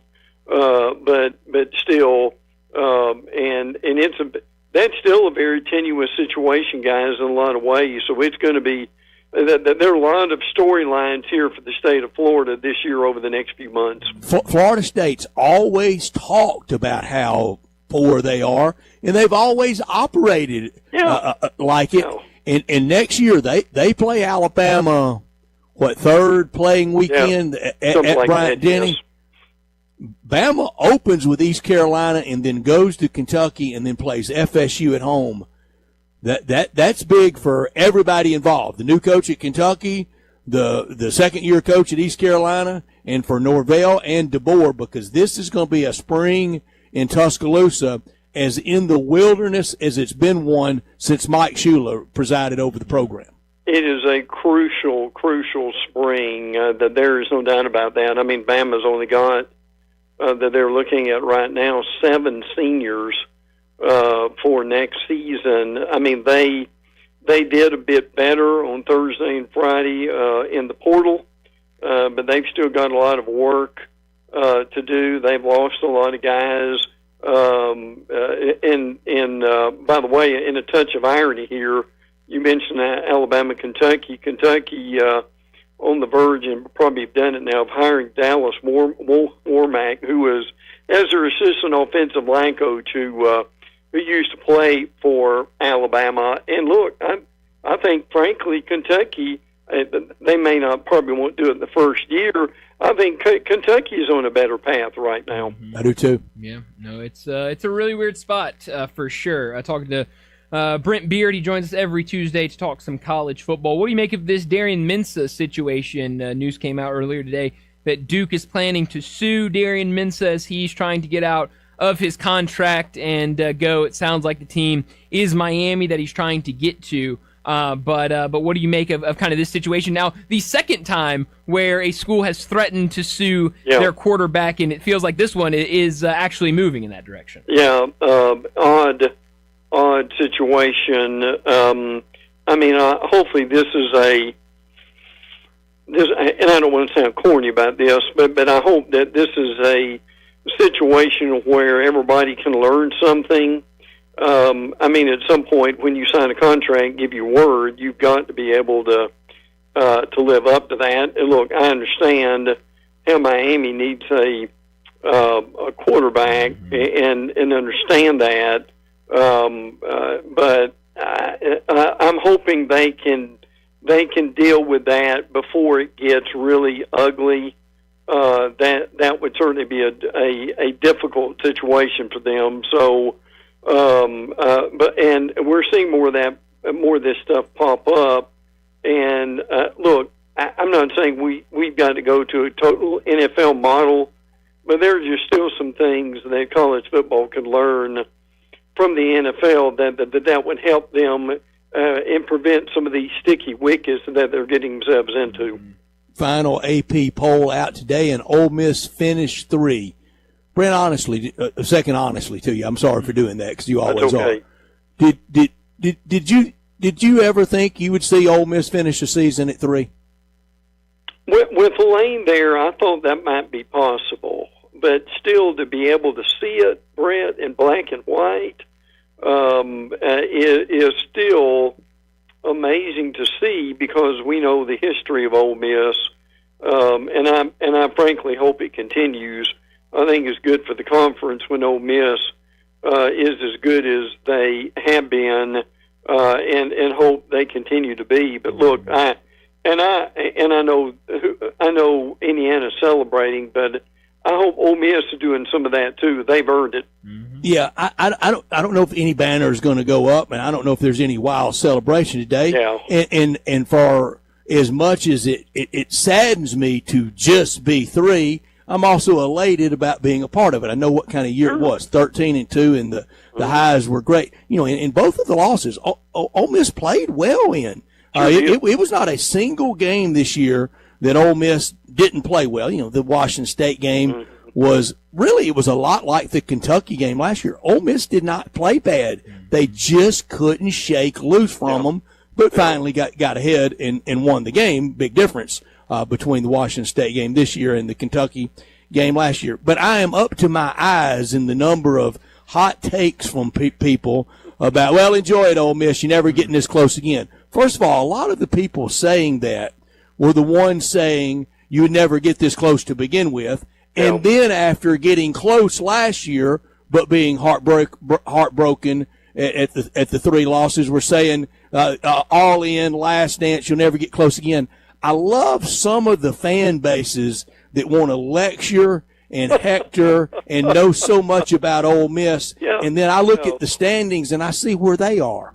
Yeah. Oh, yeah, absolutely. Look, I mean, we have talked about this, even joked about it a little bit, that we're in a world where almost anything can happen right now in college football.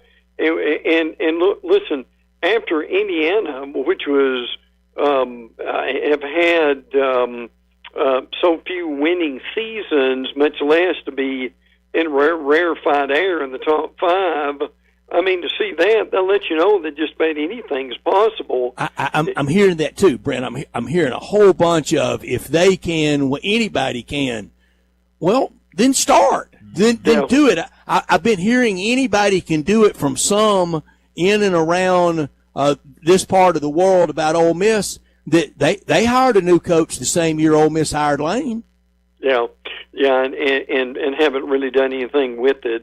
No, that's a good point. I do think it's a different world, in that the opportunities now for an Indiana to rise up from nowhere is a lot more possible than it used to be. But to your point, Brett, to actually do it and to enjoy some of the rarefied air that some of these teams have done, frankly, is an amazing thing to see. But agreed. All these things still have to come together. Yeah, they absolutely do. Well, it was a fun night last night. Indiana, the undefeated national champions. Brent, as always, thanks so much for joining us. Enjoy the rest of your week. We'll talk to you again next Tuesday. Good. Always enjoy it, guys. Take care. Thanks, Brent. Thank you, Brent. Have a great week. Brent Beard with us every Tuesday, Heisman voter. And didn't the Heisman Trophy winner really back up his overwhelming win at the ballot box with the Heisman? But he waited till after he won it to have another Heisman moment. That's right. Yeah, no, he certainly backed it up. Anybody that was questioning it, he certainly answered every single question about why he was the Heisman Trophy winner. Should we wait till all the games are played to vote for the Heisman? No, I like it where it's at. Obviously there are, you go back to some of the guys that were in the Heisman voting, obviously, some teams that didn't make it to the playoffs, if you wait and you have more sample size for some of those other guys, it could get skewed a little bit. I like having it at the end of the regular season and just using that as kind of the sample size for it. Yeah. Yeah, like the MVP awards in baseball, because if we waited to the very end, I'm afraid it would be so heat of the moment. Yeah, no, and obviously that team that wins it and that quarterback or that running back that has the big playoffs, they would I think easily win it every single year. So I like where it's at right now, and I think gives everybody more of a shot to win it. You look at with Vanderbilt, they didn't make the playoffs. People argue left and right of should they have made it. And Diego was right there for the Heisman. If we waited till now, nobody probably would have been voting for him for the Heisman Trophy winner. Yeah, that wouldn't have been fair. Deserves some votes. Yeah, so I like where it's at right now. Yeah, a lot of odds out on next year's Heisman, a lot of national championship odds. We may get to that at 5:30. What's trending this hour, though? It's brought to you every day by our title sponsor. That's the great people at Landers Ford in Collierville, and that's where you can trade up and drive into 2026 for less. But you got to start your drive at Landers Ford in Collierville. The new 2025 Ford F-150, $11,750 off MSRP, almost $12,000, or 3.9 APR financing for 72 months. That's a lot of savings. That's a lot of months. They're making room for incoming new Fords with their best offers right here to start the new year. It's their 2026 trade-up event. Trade and save. They're paying top dollar at Landers Ford in Collierville. $11,750 off new F-150s and more for your trade. You can even lower your payment. Shop one of the largest selections of new Fords at the #1 Ford dealer in the greater Memphis area. That's Landers Ford in Collierville. The price you see is the price you pay. No hidden addendums, no fine print. It's all in bold type. That's the Landers Ford difference. Get started now with their Landers Easy Pass at LandersFordMemphis.com. Don't wait. The best new Fords with the biggest savings. They're going to sell fast. Give Landers a call to schedule your test drive the rest of today. First thing tomorrow morning. Landers Ford in Collierville. Remember, if it doesn't say Landers, you paid too much. Well, we need to get to another break. When we return, Brett has updated his top 20 all-time college football teams. We will take a look at that, talk about what we think of his top 20. We'll do that next on Sports Time. Join the voice of the Tigers, Dave Woloshin, for Wolo and Friends. Weekday mornings from 10 to 11 here on Sports 56 and 98.5 FM. Napa Cafe celebrates 28 years in 2026. Hi, I'm Glenda Hastings, owner of Napa Cafe, and I want to thank you for making us part of your dining experiences. If you are a first-time guest or have dined with us countless times, I want to thank you for making us part of your lives. Whether you're celebrating with the crowd or planning a cozy date night on the town, Napa Cafe can provide you an extraordinary evening. We have 5 dining rooms, including our private wine cellar, our Jan's room for 2 guests, and the Eleanor room for parties up to 60. Sit back, relax, and celebrate. Leave the cooking to us. Come see me at Napa Cafe, 5101 Sanderlin Avenue. We're open Wednesday through Saturday for dinner starting at 5 o'clock. We also offer curbside pickup from our full menu. For details on our stay-in, dine-out menu or reservations, visit our website at napacafe.com. We can't wait to serve you. Come join in and celebrate 28 years of Napa Cafe in 2026. Tito's Handmade Vodka is America's favorite vodka for a reason. From the first legal distillery in Texas, Tito's is 6 times distilled till it's just right and naturally gluten-free, making it a high-quality spirit that mixes with just about everything. From the smoothest martinis to the best Bloody Marys, beyond the bottle, Tito's has gained a reputation for giving back, teaming up with nonprofits around the world to serve its communities and do good for dogs. Make your next cocktail with Tito's and learn more at Tito'sVodka.com. 40% alcohol by volume, namely 80 proof, crafted to be savored responsibly. I'm Ed Evans, CEO of Consumer Cellular. You know, the big wireless companies say they have discounts for people over 55, but unless you're willing to sit on hold and ask, you're probably paying more than you should. At Consumer Cellular, there's nothing to hunt down. We're built for people 50 plus with plans starting at just $20. And our 100% US-based customer service actually answers the phone. Call 1-888-FREEDOM or visit consumercellular.com today and get your second month free for a limited time. Taxes, fees, and other third-party charges will apply. See website for additional details. The 2025 Range Rover Sport sits right at the heart of the Land Rover lineup, offering a perfect mix of style, performance, and versatility. Smaller and more agile than a full-size Range Rover, it's a great option for everyone who wants luxury and practicality. Every model comes with 8-speed automatic transmission and all-wheel drive standard. Whether you navigate city streets or tackle rough terrain, Range Rover Sport has you covered. Every drive is powerful and breathtaking. The 2025 Range Rover Sport is the epitome of sporting luxury. Test drive one at Jaguar Land Rover Bluff City. Visit Frontier Western Store today for new shirts and boots. Frontier is your top Carhartt store in the Mid-South. There's thousands of in-stock shirts and jeans. They have the classic K87 pocket tee in every color they make, including new ones just released. Available small to 4X. Want new jeans? Frontier has you covered with super tough work denim by Carhartt. And you've got to check out their selection of Ariat jeans for men, women, and children. You'll love how easy it is to find the size and style you need. Have you seen Frontier's remodeled world-famous boot showroom? It continues to expand. New styles by Ariat just arrived, plus plenty of in-stock proven classics too. Whether you need work or dress boots, trust that Frontier's the place to come. See thousands of pairs of Ariat boots and thousands more by Dan Post, Corral, Durango, Rocky, Twisted X, and others. And Frontier's pricing is lower than online and chain stores, so you know just the local shop to visit. Frontier Western Store, 5880 Goodman Road in Olive Branch, and on the web at frontierwesternstore.com. Locally owned and operated since 1967. This traffic report brought to you by City Center Liquor, just off Highway 70 in Lakeland. Local, friendly, and always fully stocked. For a 5% discount, tell them Sports 56 sent you. Sports 56 traffic. Good afternoon. Midtown traffic starting a little bit heavier at times. I-40, especially here up by Chelsea. Watching it build pretty good on 240 east from Mill Branch all the way out to 385 as you get on to Bill Morris Parkway. Watching that increase quite a bit, actually pushing on out towards Collierville. Hey, check out the cats and dogs that are available right now for adoption at the Humane Society of Memphis Shelby County. Just check out their website at memphisHumane.org. I'm Commander Chuck with your on-time traffic.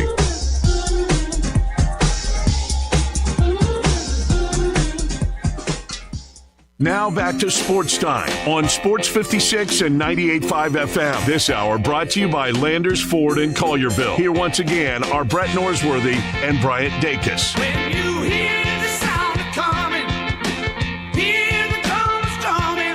Well, we had another national championship game last night. Indiana, the winner. Just really incredible what they were able to put together this season. So with another year in the books, Brett has updated his college football top 20. So let's get into it, Brett. What is your top 20 looking like? All right, I want to start out with the premise of I'm 100% right. Okay. But I want y'all to jump in and nudge me more right, because I want this to be right. It's since 1975. I used to go way back to 72. now 75. That's basically, give or take 50 years. I do it in college football and college basketball. Top 20. It's no need to go back to 1894 Yale. It's no need to go back to 1964 Alabama and Notre Dame, for that matter. 75, 50 years. That's plenty of sample size. So here we go. Number 1, Alabama. Okay. Number 2, USC. Okay. I've made this move. Y'all tell me right or wrong. I had Nebraska 3 and Miami 4. I've changed them. I've moved Miami to 3, Nebraska to 4. Miami has shown a pulse. Yeah. Nebraska hadn't. They both still have that big resume that got them here to begin with. Yeah, sure. I mean, they have the history, and Miami is building on that history, and Nebraska is kind of going in the opposite direction right now. So yeah, I don't mind that at all. Okay, I am up for changes on this next couple. You could put them in a hat and pull them out and about be right. I have Oklahoma 5, Ohio State 6. How comfortable are y'all with that? Yeah, I don't hate it. I think, like you said, I think you could. I think that's a toss-up, and it could go either way. I don't hate it at all. Oklahoma a lot more 75s, sure. Late 70s, 80s than Ohio State. Ohio State a little more soup of the day right now. Yeah, and I mean, you look at winning a couple of national championships over the last couple of years. So I think you could make a really strong argument. Especially when you talked about Miami kind of building on that here and now over Nebraska. I think you can make a strong argument about Ohio State being ahead of Oklahoma, but it's not one that I'm gonna lose sleep over. I just did it. Okay. Ohio State 5, Oklahoma 6, Penn State 7, okay. Florida 8, FSU 9, LSU 10. Okay. All right. What do you think? Landon, what do you think? Anything? So far, I'm in agreement with everything that you've brought forward. I don't know. I'm still thinking of the 3 teams that you just mentioned. Penn State won it in 82 and 86. Always good. Always had a resurgence last year. Sure. Yeah. Florida more mid 2000s. Yeah. 90 on since Steve Spurrier owned. LSU 10. Here's one I changed. I had Clemson 11. I had Georgia 12. I flip-flopped them. Georgia 11, Clemson 12. Yeah, I like that. Yeah, I like that. I think I'm in agreement with that. I like that change. Notre Dame 13. Okay. Michigan 14. Okay. Texas 15. I like it. Tennessee 16. Auburn 17. BYU 18. Their only title way back in the 80s. But they're always seemingly out there with double-digit win, respectable teams, and now in a new conference and doing well enough, and somebody's got to be 18, 19, and 20. Yeah, I mean, they're certainly showing a pulse, and, we kind of had that question about all of those teams that made the move to the Big 12 of, what would they look like in that new conference, and, I mean, by far, doing pretty good right now in football, yeah, I would say BYU has lapped those other teams that came from the American, so, yeah, I'm not mad at that at all. 19 Washington, their title, early 90s, good teams. With Chris Peterson, they got to the college football national championship game against Alabama, or was it semis, and then got to the finals just a few years ago with Kalen DeBoer. So 19 and number 20, replacing Colorado. And Colorado, they really kind of did it in a 4 or 5 year span with Bill McCartney. Late 80s, 90s, winning it all in 90, 11-1-1 team. Last night's champ, 27-2, Indiana. Wow. Why not? Wow, why not? I mean, I think somebody's got to be 20. Someone's got to be 20, and might as well do the team that just rattled off a undefeated season, and what they've done the last 2 years. I don't hate it. Now, if Colorado under Coach Prime or some of those on the outside looking in, like Oregon, if Oregon won it this time next year or about a week later, if Oregon has won it, I think Oregon gets the big jump. They could go from outside to somewhere in the teens, 13, 14, 15. No, I think they absolutely could. But, yeah, I mean, I think Colorado is another one of those teams, you talk about that has had a lot of success, but the clock keeps ticking, and we get further and further away from that success. And so yeah, I mean, I'm in agreement with you of keeping Colorado outside the top 20. I think one of the last things I am is heat of the moment, soup of the day person. I know Indiana feels very much like that. Sure. Yeah. No. I mean, I think it definitely does. And but 16-0. Sure. I mean, yeah. I mean, we're talking about the last team to have a 16-0 season was back in the 1800s. I mean, yeah. I mean, it's not like you're going back to if they go 2-10 next year, I'll feel foolish. Sure. Well, but then you can change it, and that's right. And you can drop them and put Colorado, whoever else, back up at number 20. I'm trying to look to see who are in both football and basketball. And Indiana, I have Indiana 7 in basketball. Florida 8 in basketball. They're in both. Michigan's in both. 16 in basketball, 14 in football, and that's it. Yeah. Wow. So not many at all. Pretty elite, isn't it? Pretty elite. And yeah, Indiana gets into that elite category with that win last night. Then how many of those also good in baseball? Well, Florida. Yeah, sure. Always there. Michigan pretty good. Yeah, I don't know if I'd have them in the top 20. And I don't know that I'm doing a baseball. No, I don't think you should. No thanks. Somebody else can do it. Somebody do it at your podcast. Sure, yes. There are plenty of podcasts. A lot of podcasts out can there. Put that together. Knock yourself out. Yeah, it's not going to be either of us putting together a baseball all-time top 20. But who are some notables omitted in college football? It's a good question. I mentioned Oregon. Yeah, I think Oregon's a good one. I think if you're talking about Colorado being right there, then I think you gotta mention Colorado. Coach Prime's got to do something. He's got to do something, and that's the thing. Again, like we continue to get further and further away from all of that success, and you've got to have some of that success back to keep your spot in there. TCU. I don't know about that. I wouldn't put TCU in there. UCLA, Georgia Tech, Pitt. Maybe UCLA. Of all those, I'd probably say UCLA. Maybe in the mix. But I think your top 20 is really good. What's an SEC place that could jump in if they had a big year next year? One big year for A&M. Yeah. If A&M won it, do they squeeze Indiana out?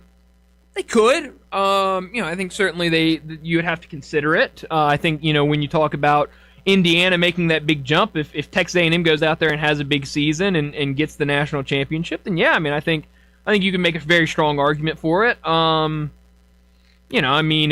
If I win the Big Ten. Sure. That's always steady. Yeah, a team that's been really, really solid, and if they could do it, maybe a team like Tennessee, obviously has won it. If they won it again, maybe they're in the. I got Tennessee 16. Oh, you do? Okay, I missed that one. So Tennessee wouldn't be in the mix. No, I think. And Tennessee, fortunate to be there. Sure. Yeah. Because if we know about ifs and buts, but if not for the Sterner stumble, Tennessee doesn't have the one they have in the last 70 years. No, definitely not. And I think they're soon if depending on what happens next year, they'll be in that category of do they still belong in the top 20. So I think a really good top 20 right now for you. And the look ahead for next year. We didn't have any Arch Mania like we're getting ready to have. Oh yeah, it's gonna be taking up another notch. The magazines could just reprint their covers from last year. Sure, I've got Athlon's Arch Madness, Manning Mania, Sweeps College Football. Yeah, just reuse it, and we talked about it a little bit yesterday when we kind of anticipated those way too early top 25 polls, but it's going to be the conversation of, well, he didn't have any weapons last year, and look at those guys that he was throwing it to, and who was around him, and this year it's going to be, wow, look at what they brought in the transfer portal. They got Cam Coleman, they got Hollywood Smothers, they brought in an elite running back, an elite wide receiver, and oh man, it's going to be made for him. So yeah, no, get ready for times 2 and to make it times a billion this offseason with Archmania. Last year, Athlon, we buy these, we consume them. I enjoy them. Their preseason picks are humbling for all of us. Here's Athlon. They had Texas over Penn State. Yeah. Final 4 of Texas, Ohio State, Georgia, and Penn State. Yeah. Anything with Penn State makes you look bad. Yeah, we know it makes you look awful. And yeah, we were right there. My preseason prediction was Penn State and Clemson in the national championship. Now, we did get that game. It just was nowhere near a national championship matchup. So, yeah, I mean, and especially in this day and age, and we've talked about it, and we're going to continue to talk about it with the changes that we're getting ready to see with the college football playoffs, whether they expand this year or not. It feels like we're going to be expanding, and that's only going to shorten those leashes. And if you see that rough start like we saw with Penn State this year, I think schools are going to be a lot quicker to make that move. And you're going to see a lot more disasters, kind of like what we saw this year with some of those projections. Athlon, they had Indiana 16. Here was the little snippet on them. Making another trip to the playoff against a tougher schedule won't be easy. They only went 16-0. Yeah. But the Hoosiers have staying power with transfer quarterback Fernando Mendoza in control of head coach Kurt Cignetti's high-powered offense. All-American defensive end Mikael Kamara leads the defense. Had Indiana 16. Had Ole Miss 18. Had Texas Tech 22. Yeah, I mean, and I think, you got to give Fernando Mendoza a lot of credit and that coaching staff because, I mean, you just mentioned it. You read a little bit in there. I don't think anybody expected Fernando Mendoza to come in and have a Heisman season. I think you viewed him at Cal as, hey, it's a good quarterback. I think he can go in there and do some nice things at Indiana, but nobody expected this, and yeah, it just kind of shows you when you have that coaching staff in there that can go out and identify talented players, no matter what the stars are or what people are saying, go out there and identify that, then bring those guys in and develop them, let them learn that system, and you can get players like we saw, not just Fernando Mendoza, but all over that field last night in the national championship game. We love Phil Steele and all of his information. Feels like the rest of us. Yeah. It was a lot of swings and misses. Yeah, I mean, we could go on the rest of the show talking about just all of the preseason misses from anybody and everybody before the season started. Nobody predicted Indiana and Miami playing for it all, and I think that's how we like it. I think the surprise, the unknown of the season, and to get a game like we got last night with those type of teams, I think it made for an unbelievable cap to a really, really good season. Lindy's top 10 was Texas, Penn State, Ohio State, Clemson, LSU, Notre Dame, Oregon, Alabama, Georgia, and Miami. Miami at 10. No Indiana in the top 10. Yeah, I mean, it's just insane how these predictions and how these preseason polls can look just a handful of months later. And, Indiana showed all of us. And, again, we don't need to Google him anymore. We all know who Kurt Cignetti is and how good of a football coach is. He certainly showed it this year. The old-fashioned way. Win. Yeah, exactly. You get respect. Name of the game, and that's exactly what he did. I mean, if somebody doesn't give it to you after you win, don't pay no attention to that person. Sure, yeah. But he went out there, and he got it done. Really, really fun story. Anything close to the Indiana story in college basketball, Bryant? Yeah, I don't know. Anybody, if who would have to win it to be close to that? Last year I think we would have said Rutgers. Sure. Yeah, I mean, I think we talked about it. I think the only team this year that feels similar is like a Vanderbilt, and obviously some similarities there with their coach coming from James Madison. I know they did a little piece on Saturday in that Florida game, about their relationship. But, nobody has ever respected Vanderbilt basketball. And, if they were able to get hot and make a run in the tournament and win it all, I think that would be similar. But it's just really hard. I really can't think of any team that's a clear fit of what Indiana just did in football over in college basketball. Vandy's good because but they just hadn't had the losing that Indiana kind of had. They've always been pretty good, but just no 4s, no 8, Elite 8 runs. Yeah, I mean they just have kind of been that low middle to bottom dweller of the SEC. So kind of proudly frugal. Sure, yeah. So I mean I think there are some similarities there between Vandy and Indiana, but nothing that I can really think of that is a really perfect comparison between the two. But let's go ahead and get to another break, and when we return, it'll be time for Big Number of the Day. You have opinions? I think it's over. Of course you do. I don't think it's that simple. Everyone does. I got all the answers. Hit us up on the Sissy's Log Cabin listener line at 360-8255. At Jason's Deli, you can stuff yourself full of great deli food that's healthy, fresh, and best of all, it's not expensive. Jason's Deli is all about choice. Whether you're looking for a gluten-free menu, vegetarian sandwiches, healthy kids' meals, or if you'd like to invent your sandwich via the build-your-own selections, Jason's Deli has you covered. And they only use fresh, wholesome ingredients. Choose from the club and specialty sandwiches, paninis, wraps, soups, salads, pastas, and much more. I love the cleanliness in the restaurant, the hospitality, and of course the cost. They have a huge salad bar and great soups, including Southwest chicken chili, fire roasted tortilla, organic vegetable, tomato basil, and many, many more. And if you're planning an event, their catering department is fantastic and can handle any size party. Go check out Jason's Deli's 4 locations. On Ridgeway in the Park Place Center, that's my favorite, on Germantown Parkway in Cordova, at Poplar and Highland, and on Goodman Road in Olive Branch.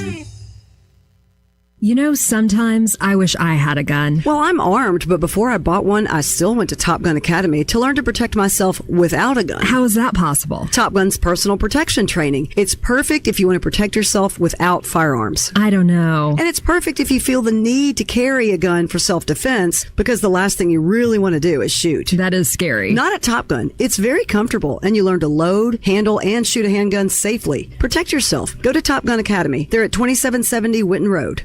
It's a new year, and it's the first new sale at Family Leisure. It's the floor model sale happening now. Family Leisure has deep, like diving deep discounts on over 100 display models and in-stock hot tubs, swim spas, even those cold plunges. How deep are these discounts?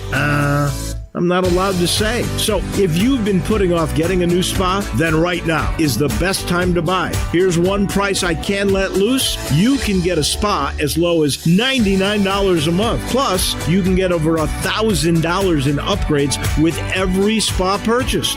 One other special deal, you can get an $8,000 spa for only $159 a month. And you know what? Family Leisure is going to throw in some LED lights and waterfalls on most models. Room's got to be made, and so do the deals at Family Leisure, Witten Road and I-40, where family and fun come together. You'll drive with peace of mind in your new Kia from Bobby J today at Gossett Kia on the Pike. Get sporty style driving in 2025 Kia K4 LXS. $196 a month. Yeah, $196 a month for Kia K4 LXS. Or take your pick. 2025 Kia Sorento LX or 2026 Kia Sportage Hybrid LX. Your choice. $297 a month. Yeah, $297 a month for your choice. Kia Sorento LX or Kia Sportage Hybrid LX. All 24-month lease $39.95 due at signing. Plus, peace of mind with Kia's 10-year, 100,000-mile powertrain limited warranty. Ask for Bobby J. He'll put you in a new Kia today at Gossett Kia, 1900 Covington Pike. Online, KiaCovingtonPike.com. If you want it, we got it at Gossett Motor Cars. K4 SC 207-583, MSRP 24375, Sorrento SG 405-837, Sportage TS 271-780, MSRP 31865. Includes all rebates and incentives, 895 PF plus finance through KFA. Excludes tax title and license with approved credit. Dealer stock only. See dealer for complete details. Offer valid through 2/2/2026. Now back to Sports Time on Sports 56 and 98.5 FM. This hour brought to you by Landers Ford in Collierville. Here once again are Brett Norsworthy and Bryant Dacus.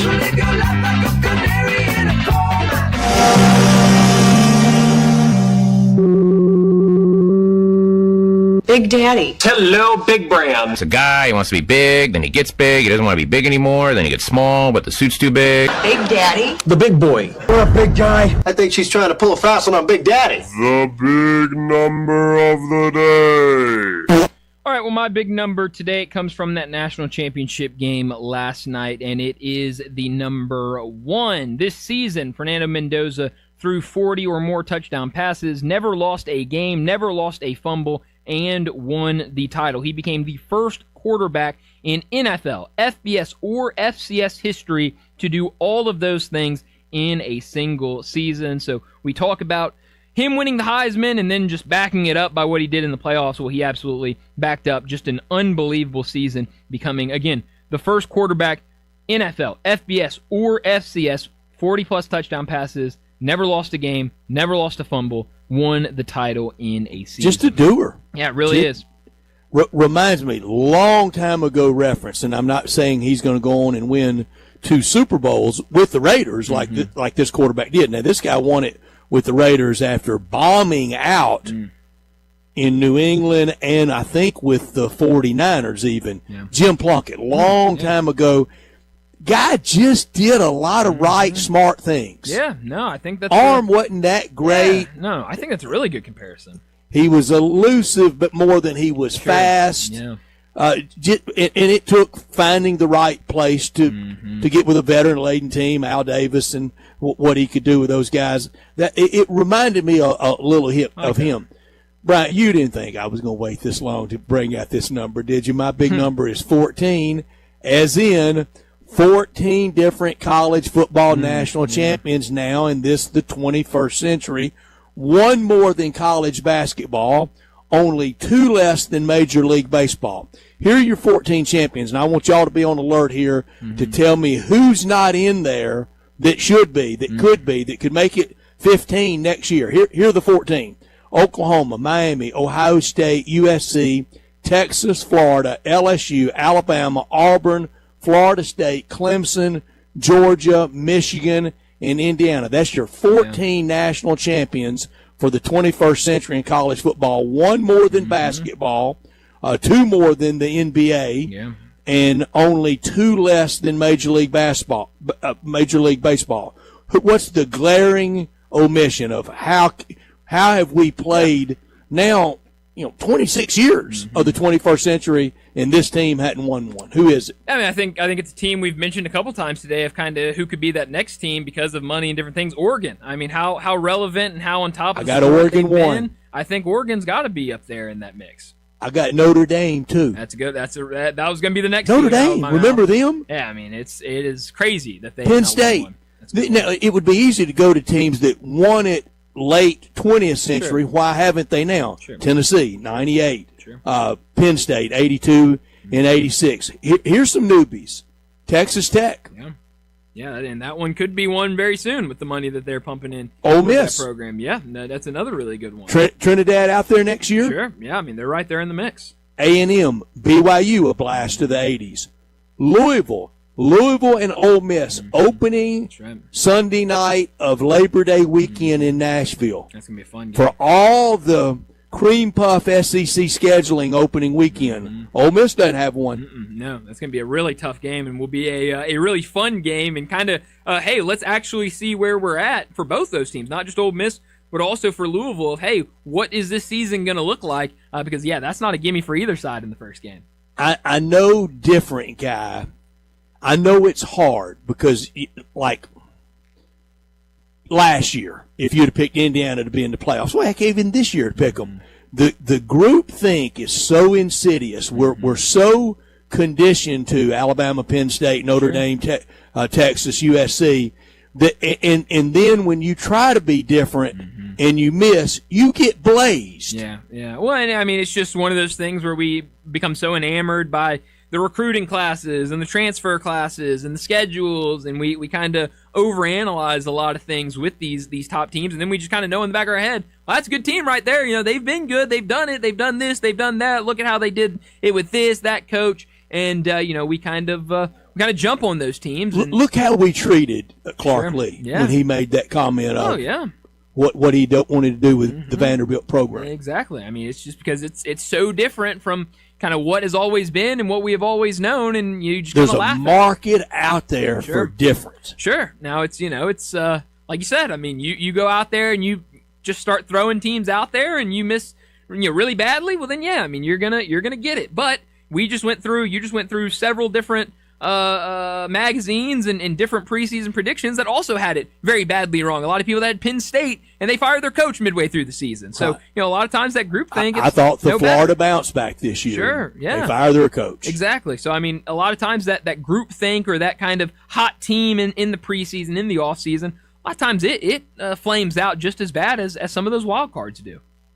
Yeah, it does. And I just think group think on anything is just really insidious. Yeah, no, I definitely agree with that. But we need to get to another break. Before we do that, let me remind you, perfect time to head down to Olive Branch. Check out our friends over at Frontier Western Store. Family owned and operated since 1967, Frontier Western is your one-stop shop for the biggest brands in Western wear. They're the one-stop shop for Carhartt in the Mid-South, but they've also got you covered with plenty of other brands when it comes to shirts, shorts, jeans, outerwear. Whatever you're looking for, they've got it in stock. If you need a new pair of jeans, Frontier has you covered with all the biggest brands from Ariat all the way down to Wrangler. You'll love how easy it is to find the perfect size and style for you.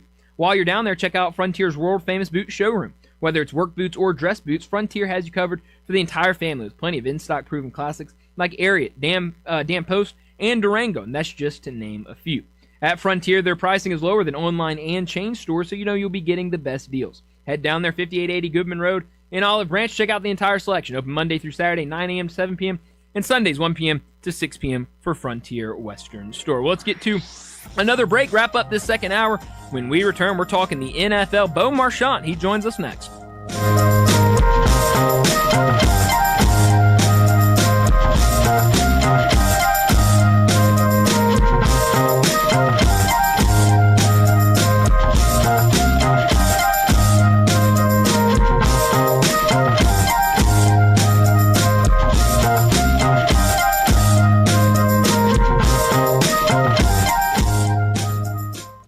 Mercedes-Benz Van Center Memphis has serious vans for serious work. At 4430 American Way, they are the Mid-South source for cargo, passenger, crew vans, and custom chassis. Need one or a full fleet? New or used? They've got it. With fleet solutions and custom upfits. Certified techs keep you moving with fast maintenance, repairs, and a large parts inventory. Mercedes-Benz Van Center is your Sprinter Van headquarters. 901-237-9302 or sprintervans.com. Mercedes-Benz Van Center Memphis, part of the Tag Truck Center family. Driven to keep you on the road. Hi, this is Greg Gaston with Sports 56 Radio. I'm sure you've heard the name NST Law. They've been a trusted name in Memphis for as long as I can remember. And to back that claim up, my family has hired NST Law both times we've been involved in an accident. NST has been standing up for folks in Memphis and the Mid-South community for 3.5 decades. They've won billions for people. That's with a B. And that's real numbers for real families like mine. If you've been hurt and it wasn't your fault, NST knows exactly how to fight back. If the insurance company offers you a check fast, hold up. Call NST first and make sure it's fair. You may not need a lawyer today, but if someone you love gets hurt in Memphis, tell them to call NST. They've helped generations of families in Memphis, and they'll treat yours like their own. You know the jingle. NST is the way to go. Call 683-7000. That's 683-7000. Or visit nstlaw.com. Take your basketball skills to the next level at Shoot 360 Memphis. Shoot 360 is a revolutionary basketball training facility that combines cutting-edge technology with gamification and provides instant, objective feedback with hands-on, one-on-one expert coaching. And now, introducing Shoot 360 Cordova, a newly renovated 50,000 square foot facility with 2 NBA regulation-size courts, 3 high school-size courts, and 4 shooting bays with Shoot 360 technology. Memberships are now on a monthly basis. And yes, you can become a member at both locations. Whether you're an aspiring young talent, NBA player, or looking for a unique workout, all skill levels are welcome at Shoot 360 Memphis to learn proper shooting and passing techniques, improve fundamentals, and gain a competitive edge while having fun. Shoot 360 Memphis, now in Cordova and Collierville. Call them today at 901-779-3176. That's 901-779-3176. The future of basketball training is here. Shoot 360 Memphis. You're still grooving, still connecting, still loving, still turning up, still thriving. You still got it, but your immune system, it weakens as you age. That's where vaccines come in. They help train and strengthen your immune response to fight off respiratory illnesses like flu, pneumococcal pneumonia, RSV, or COVID-19. Ask your doctor or pharmacist which vaccines you need. Book in minutes at vaxassist.com. Sponsored by Pfizer. Tito's Handmade Vodka is America's favorite vodka for a reason. From the first legal distillery in Texas, Tito's is 6 times distilled till it's just right and naturally gluten-free, making it a high-quality spirit that mixes with just about everything. From the smoothest martinis to the best Bloody Marys, beyond the bottle, Tito's has gained a reputation for giving back, teaming up with nonprofits around the world to serve its communities and do good for dogs. Make your next cocktail with Tito's and learn more at Tito'sVodka.com. 40% alcohol by volume, namely 80 proof, crafted to be savored responsibly. This traffic report brought to you by City Center Liquor just off Highway 70 in Lakeland. Local, friendly, and always fully stocked. For a 5% discount, tell them Sports 56 sent you. Sports 56 traffic. Good afternoon. Starting to build pretty good. I-40 here in Chelsea. All that traffic letting out of Midtown. Pretty much on schedule. Here in the last few minutes, we've watched it pick up on I-40 over here, especially coming past Germantown Parkway over to White Station. It's heavier than it was south of Memphis with that traffic volume on 55 pushing on down through DeSoto County. Valentine's Day just around the corner. So shop local this year and save a lot of money at Weimer's Jewelry, located 7525 Highway 64. I'm Commander Chuck with your on-time traffic.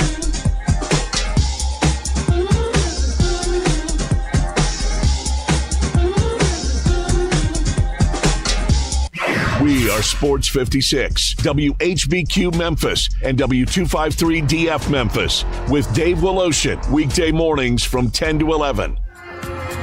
Now, back to Sports Time on Sports 56 and 98.5 FM. This hour brought to you by Jaguar Land Rover Bluff City. Here once again are Brett Norsworthy and Bryant Dacus.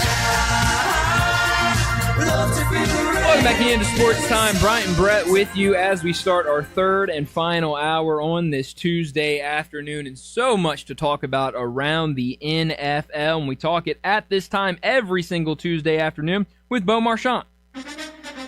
National Football League talk every Tuesday with Bo Marchant, covering the NFL Draft at collegetopro.com and the NFL Draft Bible, covering the Steelers for Sports Illustrated, living and running in Eastern Ohio, and on Twitter X at Bo Marchant. Here's Bo with Bryant and Brett. Bo Marchant joins us now to talk the NFL. Thanks so much for joining us, Bo. Plenty to get into, but let's start with those games from last weekend. 4 games. The first one, the last one were thrillers, overtime games, really fun to watch. The 2 in the middle, not so much. They were not as fun. But what'd you make of some of those results you saw from the weekend? I thought it was a great weekend of football. Obviously, the 49ers, it wasn't what they wanted to do when they arrived in Seattle, so that was a little bit of a wash. But as you mentioned, the other 3 games were fabulous. The Patriots basically extended, throughout the game, but it was close, and it was an ugly game. But just decided, C.J. Stroud couldn't have played any worse, and Drake May had his issues too. But nonetheless, the Patriots are back in familiar territory in the AFC Championship, and then you had the Rams-Bears, fabulous game, and then you had the Broncos and the Bills, and that's probably the lead story there because one of those coaches is moving on, and one of those coaches is not there anymore. So, Sean McDermott, a big loss, not the best Buffalo Bills team, but nonetheless, when you have that roster and the previous rosters that he's had, and, you're playing the likes of Mahomes and all the other guys that we know, the Lamar Jacksons, et cetera, the Joe Burrows in the AFC, you got to get those guys and you got to win. And without those guys there, it was kind of like, okay, this is your shot. This is your shot to make it. And they came up a little short. Josh Allen, we saw how emotional he was. Sad seeing a player of that caliber kind of have that type of performance. Nonetheless, he still had them in the game to win it. But hey, it's been a crazy offseason, and I think a couple weeks ago we talked about would there be any more firings? And, we didn't know, but it lingers, and you really can't say when it will end. I assume all the coaches that are in house now moving forward will be retained moving forward, but you got to think McDermott will be the last of the 2025 season coaches that will no longer be with their team. You think there's any chance that Sean McVay, he's flirted with it before, of I've had enough, ready to do the TV thing and get away from it all? If he lost against Seattle, could he step away? I would find it unlikely. It seemed there seemed like there was a little bit of that discussion a couple years ago when they were in transition and they're they rebounded. They won a Super Bowl. They moved on from Aaron Donald, and they're at an elite caliber, if you will. They're right on par with the upper echelons of teams out there. So I'd be a little bit surprised if he walks away. It seems like when he's roaming the sidelines, he still has that intensity. Mike Tomlin had the same intensity, and he's no longer going to walk on the sidelines for the Steelers. So internally, deep down, I don't think anyone knows, but I'd be reluctant to think, win or lose, that Sean McVay would elect to walk away and do TV. What if Stafford walked away? That might make him want to walk away a little quicker. That could make him walk away a little quicker. Les Snead, he's a gambler. We know that he's willing to deal draft picks, or he's willing to use his draft picks to build the team back up. So with Les Snead, the GM, still in house, if Stafford was to walk away, I would put Les Snead right there amongst the best in the league to say, okay, you know what, Sean McVay, if he's going to stay, we need him to get a quarterback. And, you can only go with the guys out there, but we know Lamar Jackson is possibly, his name is swirling amongst trade rumors as we build to this offseason. So again, we're talking about so many what ifs and wild thoughts. But if that happens, Stafford walks away, and there's a quarterback like Lamar Jackson on the table, there's no other GM like Les Snead who will give you all the draft ammunition you want. And they have some talent to give back, too, to bring a guy like that in to Los Angeles for Sean McVay, if that was the case. Next year, we got to keep a sharp eye on this. Starting 1-2 this year, both New England and Denver started 1-2. That's well, you know what? It was funny is when the Patriots opened up against the Raiders, I picked the Patriots to make the playoffs as the last wild card. But I thought the Raiders initially were a better team week one, just with the veteran pieces, Carroll and Geno Smith rather than Drake May, et cetera, and they got over. But nonetheless, week one is week one, and that's what the season is about. I mean, we could look at the Indianapolis Colts. What were they, 7-1, 8-1 before they took the slide? And it's 17 games now, and it's not how you really start. It's how you finish. You got to finish strong. You got to win early, and we've seen it time and time again. Teams that start off a little slow, they get it together, as the two teams you mentioned, and then vice versa. Sometimes these teams start hot, and they kind of, fall apart down the stretch. Yeah, absolutely. You mentioned the Steelers a minute ago. What do you make of some of these rumors about Mike McCarthy maybe being the guy in Pittsburgh? Yeah, this is the fun part. You really, you could kind of comparing it to the draft. Who do you think the 49ers are going to take? What are their needs? Well, they need a head coach. That's the one thing that they need, and they have to get one. It's just a matter of what direction that they want to go. Chuck Noll came from the Paul Brown Institute. Bill Cowher was, he was with Dungy. Tomlin was with Minnesota. So, they haven't had those guys that were retread coaches, so I don't know if they go in a McCarthy direction. Art Rooney II said last week during his press conference that that's not necessarily their focus. They're not going to eliminate anyone due to, new hire or a retread or, offense or defensive coordinator, because the last three have been D coordinators. So you might want to say, hey, they stick with that trend. Maybe a hot young mind, because they have gone young and they've had success. So that's what pushed Chris Scholler, the big hot name. And that seems to be the name that's swirling around the most around the Steelers, at least here. But you look at a Mike McCarthy, who I really admire. I think he can, he's a good football coach. He's proven it with two different teams that he can, get teams to win a lot during the regular season. We know he didn't have success in Dallas, but since Jimmy Johnson, what coach has had success in the playoffs in Dallas? I mean, and that there, right? So, it's fun, though. This is the great part about these coaching searches is you do know who's available, but you really don't know, like Robert Saleh going to the Titans. He knew he was out there, but, was he going to Pittsburgh? Was he going to Cleveland? Was he going to this team, that team? And then lo and behold, the news breaks, and he's a Tennessee Titans coach. So, and I think that'll be the same for the Steelers. Somebody will break it. It'll probably be Schefter, and, he'll break the news that, this is the guy they're signing. But I wish I had an inkling, but I think anyone who says it, it's maybe a little bit of who you might think and a little bit of who you might want all rolled up in the one choice. Any of your friends, anybody covering the Pittsburgh Steelers that was around for the coaching change from Noel to Cowher and Cowher to Tomlin and still covering the team ready for the Tomlin successor? I'm ruling out anybody being there from Bill Austin to Chuck Noll. That's smart. Yeah, Ed Bouchette has been retired for a few years, Pittsburgh Post-Gazette, and I know he was there during the Noll days. And he was the old timer with the great stories where, he said you would go to Latrobe, and the only way you could talk to Harry Bradshaw, I think, was if you brought him a 6-pack of beer to his dorm room or something. So, and we laugh at those days. I could not imagine, it being on such a personal level that I could just kind of roam the dorm room and bring Aaron Rodgers a 6-pack and have a one-on-one conversation with him. Now, now it's how it's just changed, but I think he's the only one. Jerry Dulack's been there a long time. Jim Wexell's been there a long time, and I even asked those guys the other day. Jerry Dulack was there for Cowher, and Wexell started on the beat with Tomlin early on. So, but nonetheless, it shows you the lineage of three coaches for that tenure and the success they have. I mean, it's unmatched. And the key is can they go 4 for 4? If they go 4 for 4, then they ought to start selling books on how to hire head coaches. Maybe. Better believe it. I hope Bo Marchant gets the story, but I wish Brooke Pryor would get it before Adam Schefter. I don't know why every NFL story has got to be Adam Schefter and every NBA story has got to be Shams. There are other people covering the leagues. I'll give you 4 letters, Brett. I will.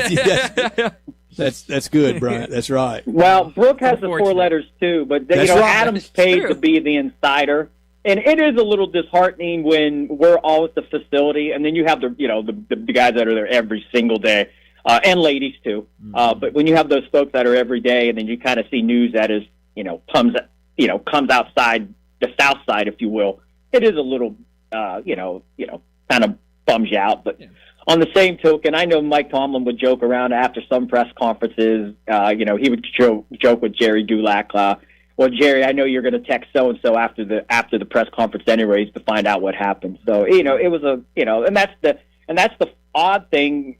Who knows how many coaches in Pittsburgh are going to be retained? I know they have the option to find work elsewhere if need be, but Coach Tomlin, Pat Meyer, the O-line coach, Coach Austin, all these guys, Danny Smith now's in Tampa. You're kind of on a name basis with these guys, so you're with them around them so much. So now you have such an influx of new faces and coaches. For me, I've never been through a coaching change, so this will be something different for me next time I'm there, and most likely the next time I'm there at the facility or at the stadium for the media, it will be the announcement of their new head coach. Yeah, well, and we talk about it all the time here in Memphis with the Grizzlies. We'd love, our friend Michael Cole, who works for the Commercial Appeal, we'd love it if he was able to get some of these stories. And then you hear the stories of ESPN sending whoever from their NBA team to do this deep dive or break this story from the Grizzlies. And it's frustrating. We know how hard they work. Oh yeah, I mean we see it day to day, and it's frustrating that these organizations won't give the guys that are in there day in day out, the guys and girls that are in there day in day out, these stories. Instead, give it to ESPN or some of these other big time corporations. But you mentioned Robert Saleh there, obviously being hired as the Tennessee Titans' next head coach. What did you make of that hire for Nashville and for the Tennessee Titans? I love the hire. He was one of my favorite candidates on the coaching carousel right now. I think when you just look at New York Jets itself, Joe Douglas, the GM, Woody Johnson, the owner, I think it really, when you say it starts from the top, I really think it starts from the top. And I think he inherited not much. And, we know the Aaron Rodgers year wasn't what we wanted last year, but he was coming off the Achilles. And then the first year with Rodgers, he tore the Achilles. And they were 1-2 last year when they let him go. Or no, they were 2-3 when they fired Saleh last year. And then the Jets went 3-9. And after his firing, I mean, they completely fell off the face of the earth. And if you go back and look at their wins, losses, they lost to the Broncos, who are an up-and-coming team. They lost to the Vikings, and I think I forget their first loss. But, nonetheless, it wasn't just a team just completely off the rails. I mean, I think the Jets look much worse under Aaron Glenn, the way that they played this year. So, but again, I'm not putting that all on Glenn because I got to go back to Joe Douglas and Woody Johnson. But that said, I think the Titans got a good defensive mind. I think they do have a guy that can lead and can develop. And, I think you see the success is he jumps right back in with Kyle Shanahan as the D coordinator, and they really play well. And it's no secret all the injuries they face. And we know that they got knocked out and punched around against Seattle, but you're talking about a top-flight team in Seattle, the number 1 seed in the NFC, and you have a team that, that's banged up. And, sometimes you're not going to have that day every day. But nonetheless, I like it.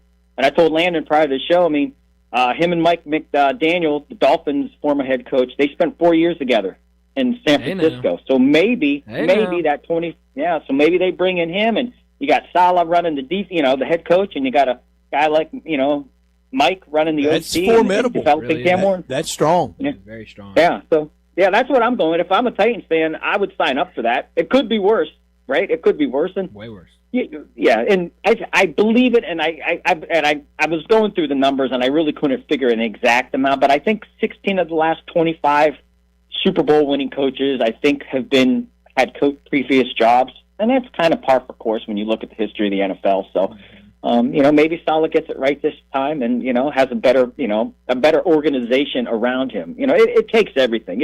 my daughter the other day, she came in the kitchen and she said, "Why are the Browns always a bad football team?" and she was just curious. Daughters have asked that of dads for thousands of years.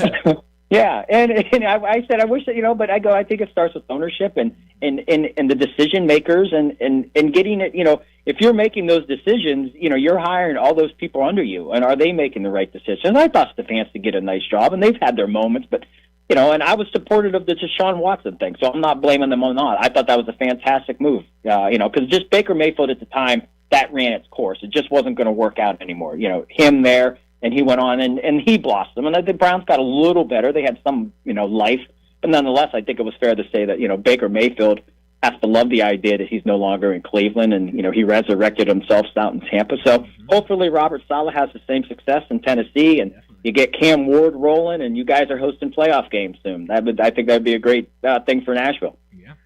Both either the Patriots or the Broncos are going to represent the AFC in Super Bowl 60. That means Drake May or Jarrett Stidham. Whew. How would you like to be Jarrett Stidham this week? No pressure at all. Thank you. And just the day in, day out of the quarterback meetings and interaction with Sean Payton, who can coach that position at just one of the highest levels. And every time I see Sean Payton now in interviews, he's becoming more Bill Parcells by the day.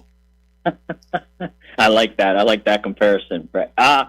Listen, they got a challenge. When I saw the news break that Bo Nix was going to miss the game, you talk about deflating the air out of the balloon, and you're talking about young Bo Nix and young Drake May. Now you got a guy, Jarrett Stidham. His last pass was thrown in 2023. He was out in football in I think 2025 or 2022 or something. So. There's a lot going on there, and they're going to have a heck of a week to get him prepared, get him up to speed. How much of the play calling? They're always play action will be his friend, won't it? Yeah, it will be, and they'll mention that there's nothing held back in the playbook, and we can run every single play. Sure. You could say that, but you're not. So, but listen, we don't know. And maybe they get J.K. Dobbins back this week. Who knows how sharp he'll be if he does return? A little boost to the run game. And we'll see. But, the way that the Patriots looked last week, they looked good. Drake May played strong. He had some errors, but the defense was ferocious. And that's what you got to worry about is, if it gets into a tight game, you're going to feel more comfortable with the Patriots offense. And and it's an unknown. And I think that's fair for us as fans or observers or media to, we don't know what we're getting in Jarrett Stidham. So it's hard to say, okay, this is what we got, and, I think it'd be a close game. I think it'd be a pick'em game, even with Bo Nix playing. So, I don't know if that makes me think that the Patriots are going to win outright now. But as I mentioned earlier, in this whole playoff week, since the playoffs have started, I think every game, absent of the Panthers and Rams, that was the only game I thought confident the Rams would, and that was a nail biter down to the very end. But every game, if you told me vice versa, whatever team was a winner, I still, look at the Rams game. That was back and forth, and then you had the Buffalo. Denver game, again, just back and forth. You didn't know. And, early on, even the Patriots game, that was a kind of an ugly game. And, the Patriots, eventually had their way and took over. But, I think this week, again, where do you go? Right now, if I have to say, I'm going to pick the Patriots and the Rams. But I could be totally wrong, and I want to feel bad about it. Wow. That would be, we've had that Super Bowl before. We have. That would be something. It launched it all. Mm-hmm. It really did. From lovable underdog to the most evil empire ever. It sure did. Yeah, and you know what? That was. And I like the Patriots. I have to go back, and I did like the Patriots that year. Oh, I did too. Yeah. In the first one, and was for them because I wasn't a gigantic Mike Martz fan. Well, Mike Martz. I'm glad you brought that up. I don't know how much time we have, but he goes off to Chicago. That's why we know you talk about these coaching searches. It's easy when you have the arsenal that the Rams had. Oh, who's your left tackle? Orlando Pace. Who's your quarterback? Kurt Warner. Who's your running back? Marshall Faulk. Who are your receivers? Isaac Bruce, Torrey Holt, and Hakeem. Okay, I hope you're scoring points with theirs. And then you go to the Bears, and you got Stats at left tackle, you got Bo at quarterback, and you got Bryant at wide receiver. You got no chance. Things aren't going to work good out. Fullback, though. That's right. Yeah. So, but no, you're right about that. And Brett mentioned it yesterday. I didn't even really notice it watching those games. When he said that, I was like, yeah, no, I do remember that now. But those Patriots fans, they're having fun with being back. I mean, they're taking every opportunity they can to tell you how much they're enjoying this. Oh, we absolutely did. Yeah, and kudos to Kraft. You got one year with Jared Mayo, and you know what? This ain't working. Yeah. We're bringing back a legend in Vrabel, and that's the hit or miss. It goes back to all these other coaches. Nobody knows. You don't know if Dan Campbell's going to become Dan Campbell. You don't know if, Robert Saleh's going to, be a complete failure. I was convinced Norv Turner would be big-time winning NFL coach. If you told me when he left Dallas, I would have been totally on par with everything you just said. Absolutely. But you just, and where's he go? He goes to Washington. And who are you working under? Daniel Snyder, right? Clown, yeah. That wrecked, almost wrecked Marty Schottenheimer. Mm-hmm, that's right. Yeah. So, again, it goes back to Saleh with Douglas and Woody Johnson. That's where, the one thing the Steelers have, when we talked about it with the Tomlin stuff, is, if you're going to go to Pittsburgh, you're going to have stability in-house. You're not going to have some shaky organization at the top where the main minds are working, where they're going to be very itchy trigger that gets you out of town. They're going to let you develop. You got to produce, but you're going to have some substance there. You're going to be able to kind of get your feet wet and develop and create the culture that was already there, but build on it. And a lot of other teams, we've seen the carousel of coaches in and out. Like I was looking at the Giants since Coughlin was left New York. For basically his whole tenure of years, what was 8-9 years, you almost have the whole next 8 or 9 years of a different coach.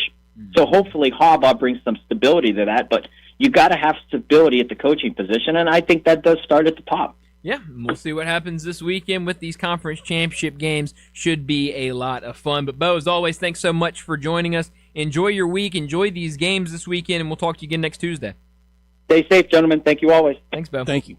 Bo Marchant joining us, and I think he is absolutely right. I always think Bo's right. Bo's a very smart guy, but I think nailed it on a lot of these coaching situations and kind of what these teams are going through right now. I popped up Washington coaches. No. Wow.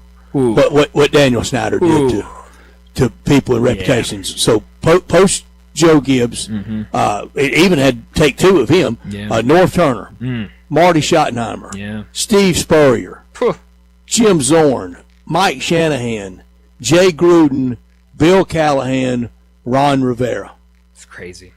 I mean, that is common denominator. Daniel Snyder. Yeah, there's one very common denominator of all amazing in all those years. No, it's insane. I mean, might be the craziest thing I've heard. I don't know if Steve Spurrier really ever had his heart in it, but but I think all Marty Schottenheimer did. Yeah, a lot of those coaches you just mentioned, pretty much all of them are good coaches, and Mike Shanahan. That's crazy. I mean, that is insane to even think about all of those guys in that same club. But I think it's going to be a lot of fun this weekend. I hate that Bo Nix went down and we see Stidham out there, but who knows? Maybe he does something. I saw Nick Foles over the weekend tweet out and say sorry about the injury, but the good thing is that New England has had trouble in the past in championship games. Yeah, so maybe we see something crazy there. Philly, and Vrabel's got to prepare for everything. I mean, what if Stidham came out just running Wildcat all day? Yeah, I mean, who knows? Because I mean, this is a dire situation for the Broncos, and I think everything's in play to try to put out the best game plan, however that looks, to try to go out there and win the game. So yeah, it almost makes it, like you said, even tougher for the Patriots to try to figure out how to defend in this game. And so it still should be a very interesting matchup in that game on Sunday. But we're going to get to a break here in a second. Before we do that, let me remind you about our 5 o'clock sponsor. It's Jaguar Land Rover Bluff City. Jaguar Land Rover Bluff City has been the premier Jaguar dealership for the greater Memphis area since 1984. And their talented team is ready to help you find your next perfect vehicle at unbeatable rates. Swing by Jaguar Land Rover Bluff City today and check out those brand new models like the Range Rover Sport, the Range Rover Velar, and the Defender. Test drive the Range Rover Sport, where luxury meets performance. It's a perfect mix of style, performance, and versatility, with options ranging from 360 horsepower up to 635. It's also available as a plug-in hybrid electric vehicle with $7,500 federal tax credit when leased with approved credit. Take a look at the Range Rover Velar, powered by mild hybrid technology and enhanced with the latest well-being features and fully connected entertainment system. The Range Rover Velar is the ultimate luxury compact crossover. Purchase yours today, get special 4.4% for 72 months financing available with approved credit. Don't forget about the Defender. Available in multiple models to fit your needs, the Defender's built for the modern explorer, and Jaguar Bluff City is offering special interest rates for 60 and 72 months on various models. Give them a call, 877-259-6169. Go online to JaguarBluffCity.com. But head out there, test drive these vehicles. 6335 Wheel Cove, just off of Quince, for Bluff City Jaguar. Well, we need to get to another break, and when we return, we'll talk about what's trending.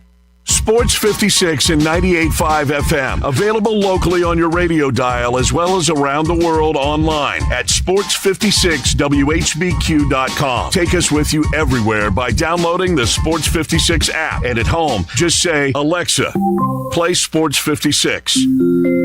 Wherever you are, it's easy to stay tuned to Sports 56 and 98.5 FM.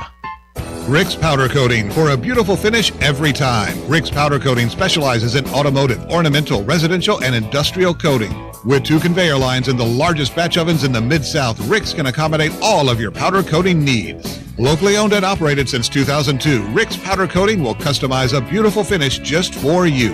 Drop by or call to see how Rick's Powder Coating can bring color to your life. 901-367-2771 or rickspowdercoating.com. Whether it's day or night, hot flashes due to menopause can be unpredictable. That's why there's Veoza, a prescription treatment proven to reduce the number and severity of hot flashes day and night that can start working in as early as 1 week. Based on clinical studies measuring efficacy at 4 and 12 weeks, individual results may vary. Talk to your healthcare provider about what this may mean for you. From moderate to severe vasomotor symptoms or hot flashes and night sweats due to menopause. Veoza can cause serious side effects, including liver problems. Your doctor will do blood tests before and during treatment. Stop Veoza and call your doctor if you have symptoms of liver problems, such as feeling more tired than usual, decreased appetite, nausea, vomiting, itching, yellowing of the eyes or skin, pale stool, dark urine, or stomach pain. Don't use Veoza if you have cirrhosis, severe kidney problems, kidney failure, or take CYP1A2 inhibitors. Ask your doctor about Veoza. To learn more, call 1-866-239-1637 or go to Veoza.com. That's VEOZAH.com. Paid for by Stellus Pharma. You'll drive with peace of mind in your new Kia from Bobby J today at Gossett Kia on the Pike. Get sporty style driving in 2025 Kia K4 LXS. $196 a month. Yeah, $196 a month for Kia K4 LXS. Or take your pick. 2025 Kia Sorento LX or 2026 Kia Sportage Hybrid LX. Your choice. $297 a month. Yeah, $297 a month for your choice. Kia Sorento LX or Kia Sportage Hybrid LX. All 24-month lease, $39.95 due at signing. Plus, peace of mind with Kia's 10-year, 100,000-mile powertrain limited warranty. Ask for Bobby J. He'll put you in a new Kia today at Gossett Kia, 1900 Covington Pike. Online, KiaCovingtonPike.com. If you want it, we got it at Gossett Motor Cars. K4 ST 207-583, MSRP 24,375. Sorrento SG 405-837. Sportage TS 271-780, MSRP 31,865. Includes all rebates and incentives, 895 PF plus finance through KFA. Excludes tax title license with approved credit. Dealer stock only. See dealer for complete details. Offer valid through 2/2/2026.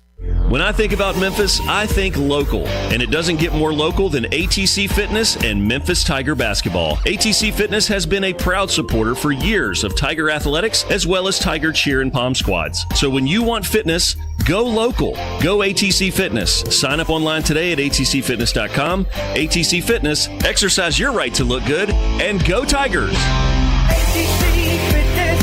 Exercise your right to look good.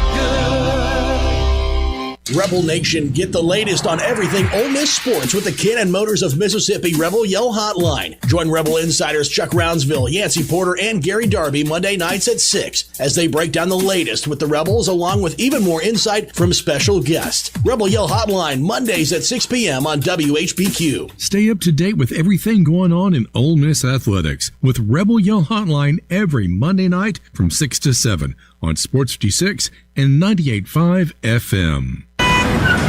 Sports 56 traffic. Good evening, T-Dot. Still working with a couple of wrecks out here. What we're seeing right now is that traffic get a little bit heavier south of Memphis, 55 now through South Haven into DeSoto County. It's building pretty good over here, right on schedule. Actually, 40 eastbound from Germantown Parkway all the way out to Chambers Chapel, Canada Road, pushing on out into Fayette County. Hey, Valentine's Day, it'll be here before you know it, in the blink of an eye. As a matter of fact, stop by Weimer's Jewelry this year and shop local. That's Weimer's Jewelry, 7525 Highway 64. I'm Commander Chuck with your on-time traffic.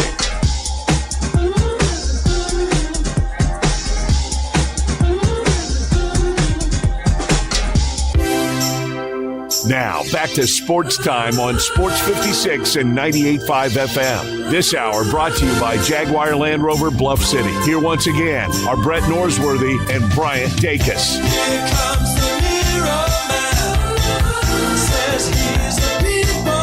Welcome back into Sports Time. Bryant and Brett with you as we got a little bit less than 30 minutes left in today's show. A lot that we need to talk about during What's Trending. We've got some Hall of Fame news out of Major League Baseball. I want to get to that in a second. But, Brett, you asked the question earlier, what would be the college basketball equivalent to what Indiana did last night? Steven texted in to the Sissy's Log Cabin listener line, and I think gave the best answer on this topic.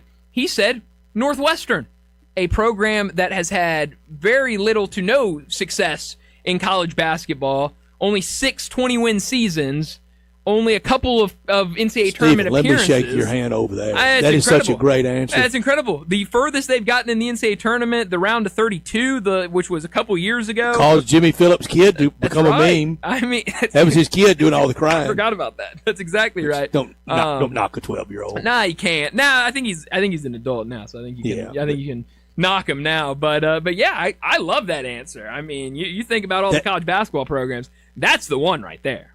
Steven, perfect, mind-blowingly great perfect. answer. I mean, lost in the Big Ten. I mean, nobody ever thinks about Northwestern. They've had a couple fun real years academics, recently. Very academics. I mean, yeah, that is a stellar answer from Steven. But also this, very real cash they could tap into. That's right. Yeah. No, you are. We'll speak with a proud Northwestern alum tomorrow at 5. We will.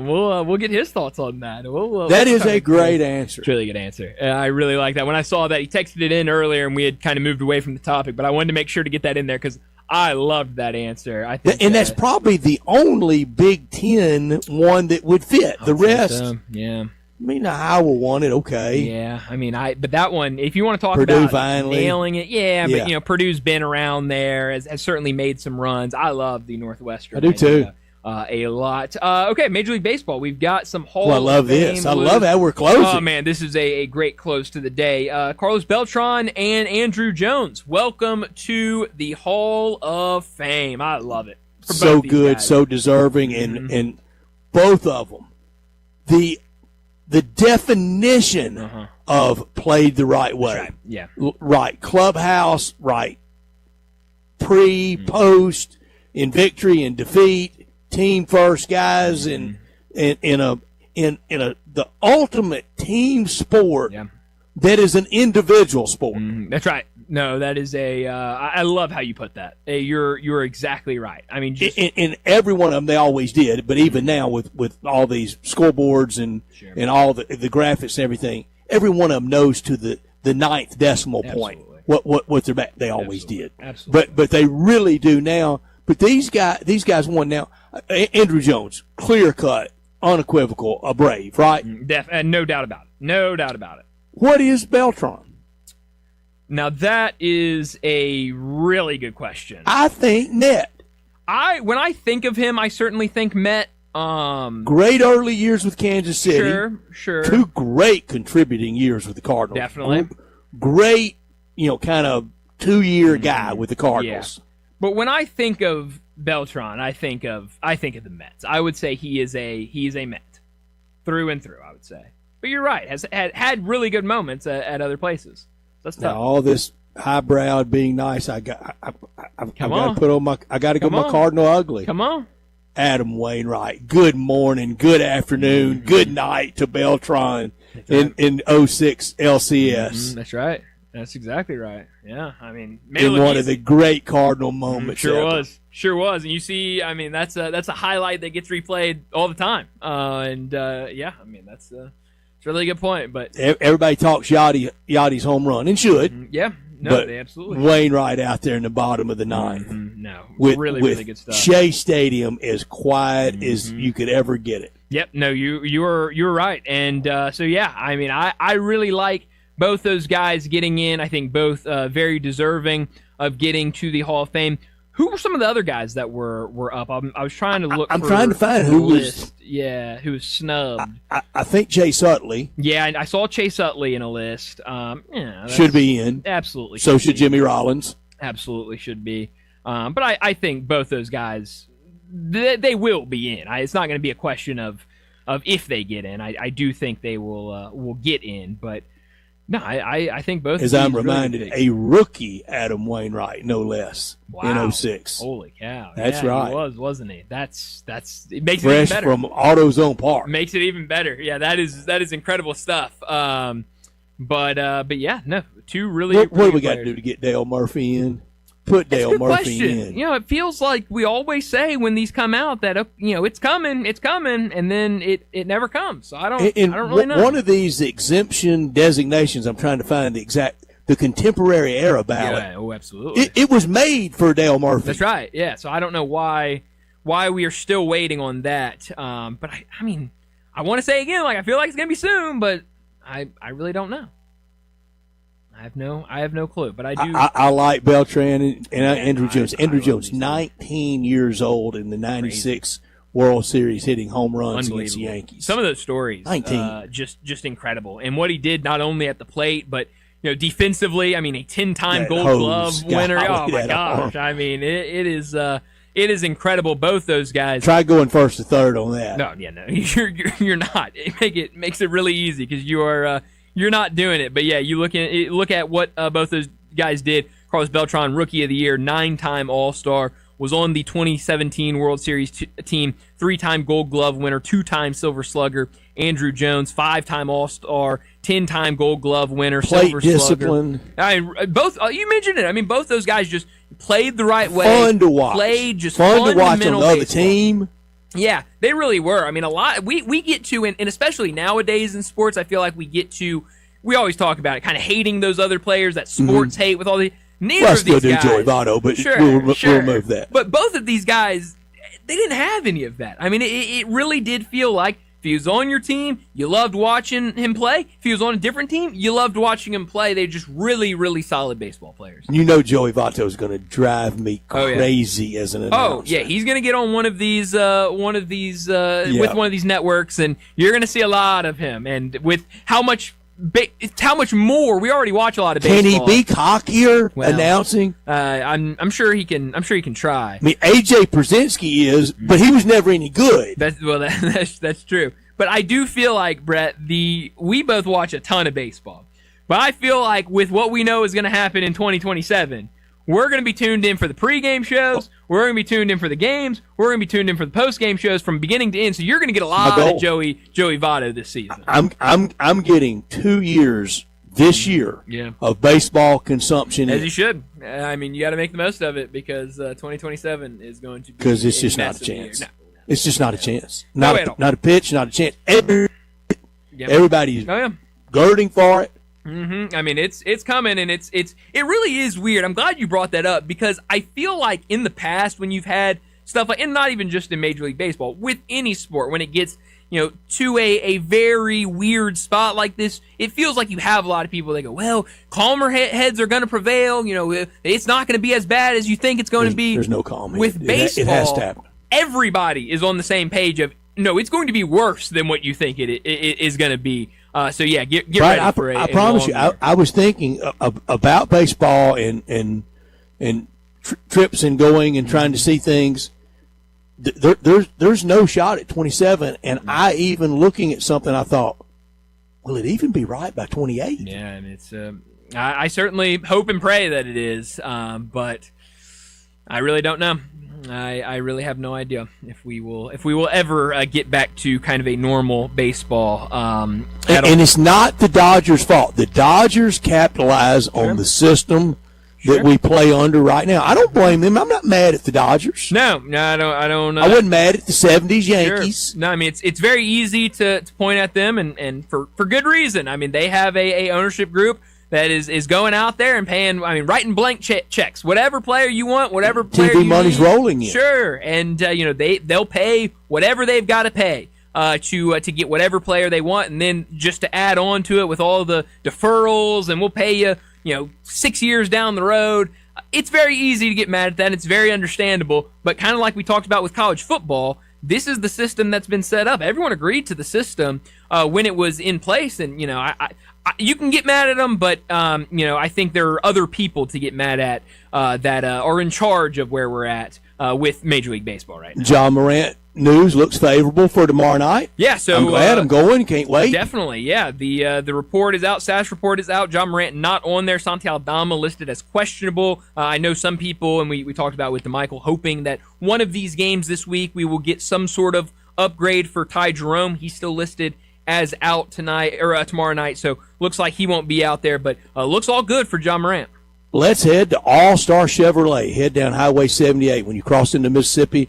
First exit, Kraft Goodman Road. Nothing like getting into a new year at All-Star Chevrolet with a new Chevy Silverado to start the new year in drive.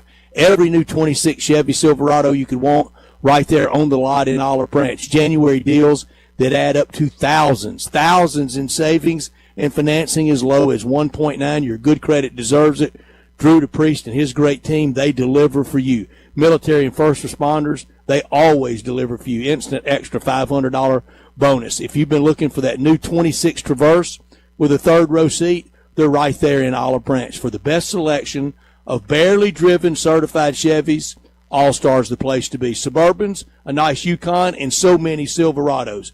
Come check out the huge selection of All-Star certified Chevys and the hottest pre-owns in the area right there in Olive Branch at All-Star Chevrolet. If you have any vehicle you want to sell, bring it to All-Star in Olive Branch, and you'll get the most money back for it, whether you bought it there or not. Together, let's drive. Don't miss the Start the New Year in Drive event going on now in Olive Branch at All-Star Chevrolet.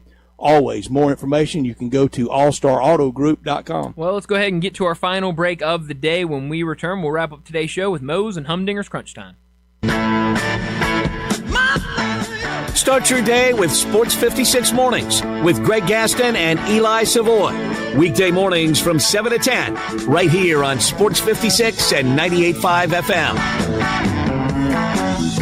Since 1948, in the alley, the Rendezvous. I'm with John Burgos. John, what's going on in the Rendezvous? Brett, after 76 years, we've decided to expand our product line. Anyone who's tasted our ribs is familiar with our vinegar base. It's now available in a 32-ounce jar. It's so good to base or marinate all meats. I even put a little bit on turnip greens. Something we've been using at the restaurant or at our house has been the Greek seasoning. My father was a cook, but my mother was a chef, and she was the one that put Greek seasoning on everything from a Mediterranean diet or a steak. My mom used it on soup, salad, veggies, fish, any meats. It's a great seasoning and a flavor enhancer. My brother Nick figured out salt and pepper was more than just McCormick's and Morton's. He's come up with a perfect blend we use to coat our shoulders and our brisket, and he used to make it for his friends as Christmas gifts, and they loved it. All these products are available at the Rendezvous or online for shipping as gifts and in many grocery stores. And if they're not in your favorite grocery store, ask your grocer to stock it. A beloved family affair and still going strong since 1948, the Rendezvous.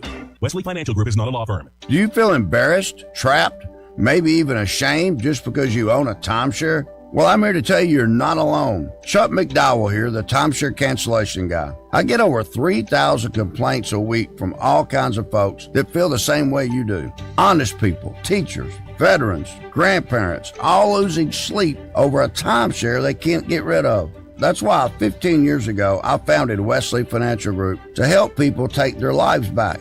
Today, I run Wesley with my two sons, a real family business, treating every client and every employee like we would want our own family to be treated. That mindset has helped us cancel over 50,000 timeshares from people just like you. So if you're stuck in a timeshare, give us a call. Let our family help your family. Call Wesley now for your free timeshare exit kit. 800-330-6363. That's 800-330-6363. 800-330-6363.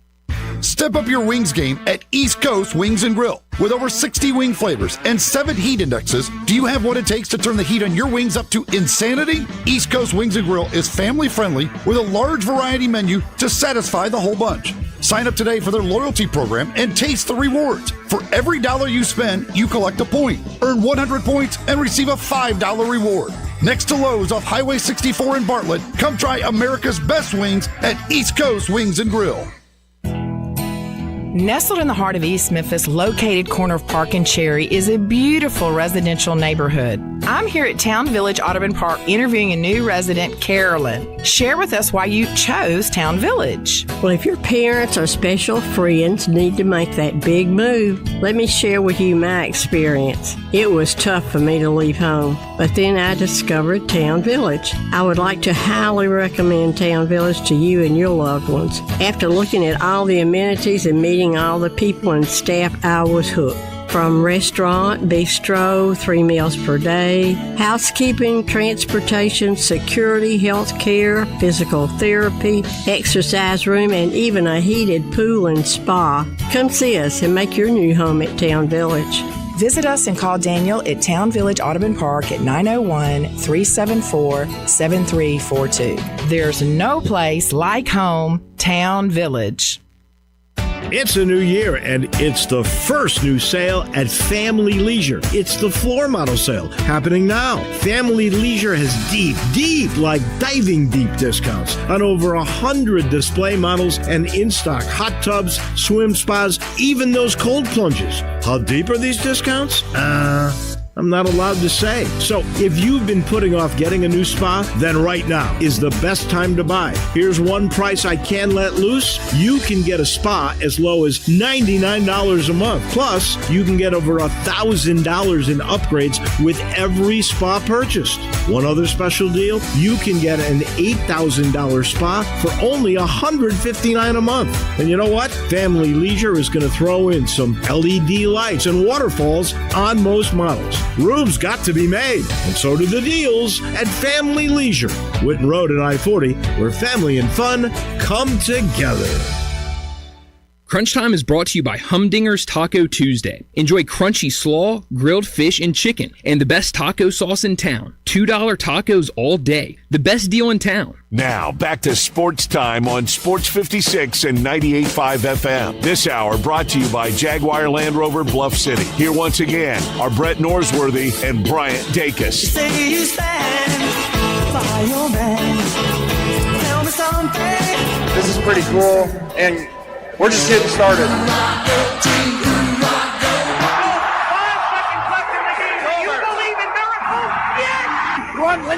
Spanning the globe. Go crazy, folks! Go crazy! This game has always been called the world's greatest cocktail party. Do you know what is going to happen here tonight? This is for all the biggest Crunch Time. You are looking live. In your life have you seen anything like that? Crunch Time between the hedges. The ball game is over, and Memphis has its first win in 16 tries. Its first win ever against its fierce in-state rival Tennessee. It's obviously Crunch Time.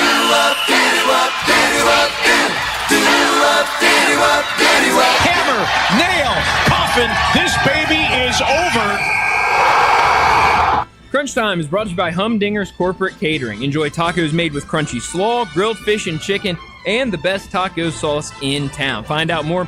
Give Jenny Nash a call at 901-606-3172. Well, Brett, what I learned today Indiana, with Signetti as their head coach, they are national champions after a win last night over Miami. We spent a lot of this afternoon's show discussing it and talking about really how remarkable the season was as a whole, how fun that game was last night, and ultimately Indiana completes that perfect season. But I saw this earlier, and I did not know this before, but I saw it on social media. Throughout his playing career at both Georgia and Miami, Carson Beck lost only 6 games. In 4 of those games, the final offensive snap was a Beck interception with a chance to win. So we kind of talked about it all throughout the playoff of when that interception pops up, and we got it last night with an interception on the final drive of the game.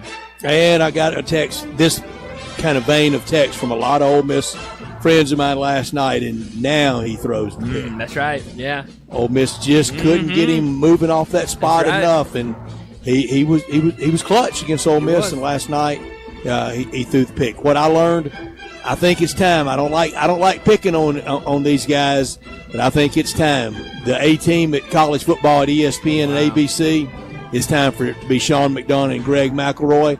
Chris Fowler's never, I don't think, ever been great, really screaming, and now he can go do the great on game day, but I think the A-team is Sean McDonough and Greg McElroy. Yeah, it feels like that's been building throughout the season, and now with Kirk Herbstreit, I mean, a lot of places for him to be in, doing Thursday night, doing game day on Saturday morning, going and doing the big-time game on Saturday. We need to take a little off his shoulders. Yeah, just take a little bit of that weight off. I don't hate that. Well, what I could have done without and what I kind of hate is this New York Knicks team right now. We're calling player-only meetings, Brett. Jalen Brunson saying we got to have a chat. What they have in the meeting over being the in-season tournament champ? Well, yeah, I think they let it get to their head too much. I mean, they just got too high and mighty after winning the in-season tournament. Now, losers of 4 when you don't have a parade. Brett, that's a great point. It's a great point. The small G gods of basketball get you. No parade, no banner. I mean, they really just spit in the face. You of rebuff the in-season tournament. Bad things happen to you. The karma cannot be good. But winners of 2 of their last 10. 4 straight losses, a loss last night at home against Dallas. The fans were booing at MSG, and now the Knicks, who are still 3rd in the Eastern Conference, they said they need a players-only meeting. Now you're seeing reports. Maybe they move Cat before the trade deadline. Who knows what this Knicks team looks like in a couple weeks. There he was last night in his Raiders gear, part owner, part GM, part network analyst. Didn't have any Fox gear on, did he? No, he did not. Full-time GOAT is what Tom Brady is, and he knows it. He can do whatever he wants. But I can tell you, if he's hired, I don't think he's going to be, but if he's hired, there's one guy that won't let him near his building. Belichick won't let him close to the front gate. No way. And he shouldn't. He absolutely because shouldn't. He knows he's a trained operative. That's exactly. He knows what he can do, and you don't let that guy get inside your building or really anywhere close to your building. Let's let Vladimir Putin walk down the hall with the CIA. That's right. Now, the unfortunate thing for Belichick is I think Tom Brady has a pretty good book on Belichick and what they're doing. And, he's not going to let him expand it, though. No way. And he absolutely should not do that. Where are you beaming tonight? Las Vegas, this time next year is where I'm beaming. Las Vegas next year for the college football playoff national championship game. It's going to go Vegas, then New Orleans, then Tampa and Miami, as Brent Beer told us. Why do we say kickoffs at 6:30? Yeah. Did you see kickoff last night? Yeah, I don't know exactly what time it was, but it was way late. Yeah, I was about to say, it was very late. All I want out of sports. This is the only thing I'm asking now. Start at the time listed. NBA says 7, start at 7. If not, change to 7:10. Yeah, we talk about it all the time. The NFL does a great job about that. When it's a noon game, and baseball does as well. When it's a noon game, they're going off right at noon, and it's not even a thing like Brett. And I don't know about you. I'm just talking about me in particular. I wouldn't be mad at all if last night's game, if on the schedules it said 6:53 kickoff. Then start at 6:53. Oh yeah, that's fine if that's when you're going to start. But don't tell me 6:30 and then I get over there and I'm watching the extended pregame show that's been going on already all day, and I'm going, when are we ever going to play? It started at 7 yesterday morning on Get Up. I mean, the pregame show ran all day long. I don't need more of it. I got enough. If I'm watching the pregame show, I've already got enough of that. And but for me, Brett, I got to be in. There's a lot of really good games tonight. You look at some of these college matchups. How about number 24 St. Louis in action? Number 25 Miami, 24 Ohio. St. Some Louis. mid-majors in there in the top 25. But I've got to beam to the matchup later tonight. Vanderbilt and Arkansas, a top 20 matchup in Fayetteville on ESPN. 8 o'clock tip-off. Should be a really fun game. That's the only ranked versus ranked game. 12 different AP ranked teams play tonight, but only one ranked versus ranked. 15 Vandy at 20 Arkansas, 5 SEC games, 11-7 Auburn against 11-7 Ole Miss, and the NBA game, the late game, not on Channel 5 though. It's on NBC tonight, but we don't get it. Right. Lakers at Denver. Yeah, that'll be good. Late tonight, 10 o'clock, Kansas going to be in action without Bill Self. He went to the hospital yesterday out of precaution, not with the team tonight in a road game against Colorado. So we'll see how they fare. It's been kind of a shaky year for Kansas, especially in conference play. But that's all the time we have. Enjoy the rest of your night, and we'll talk to you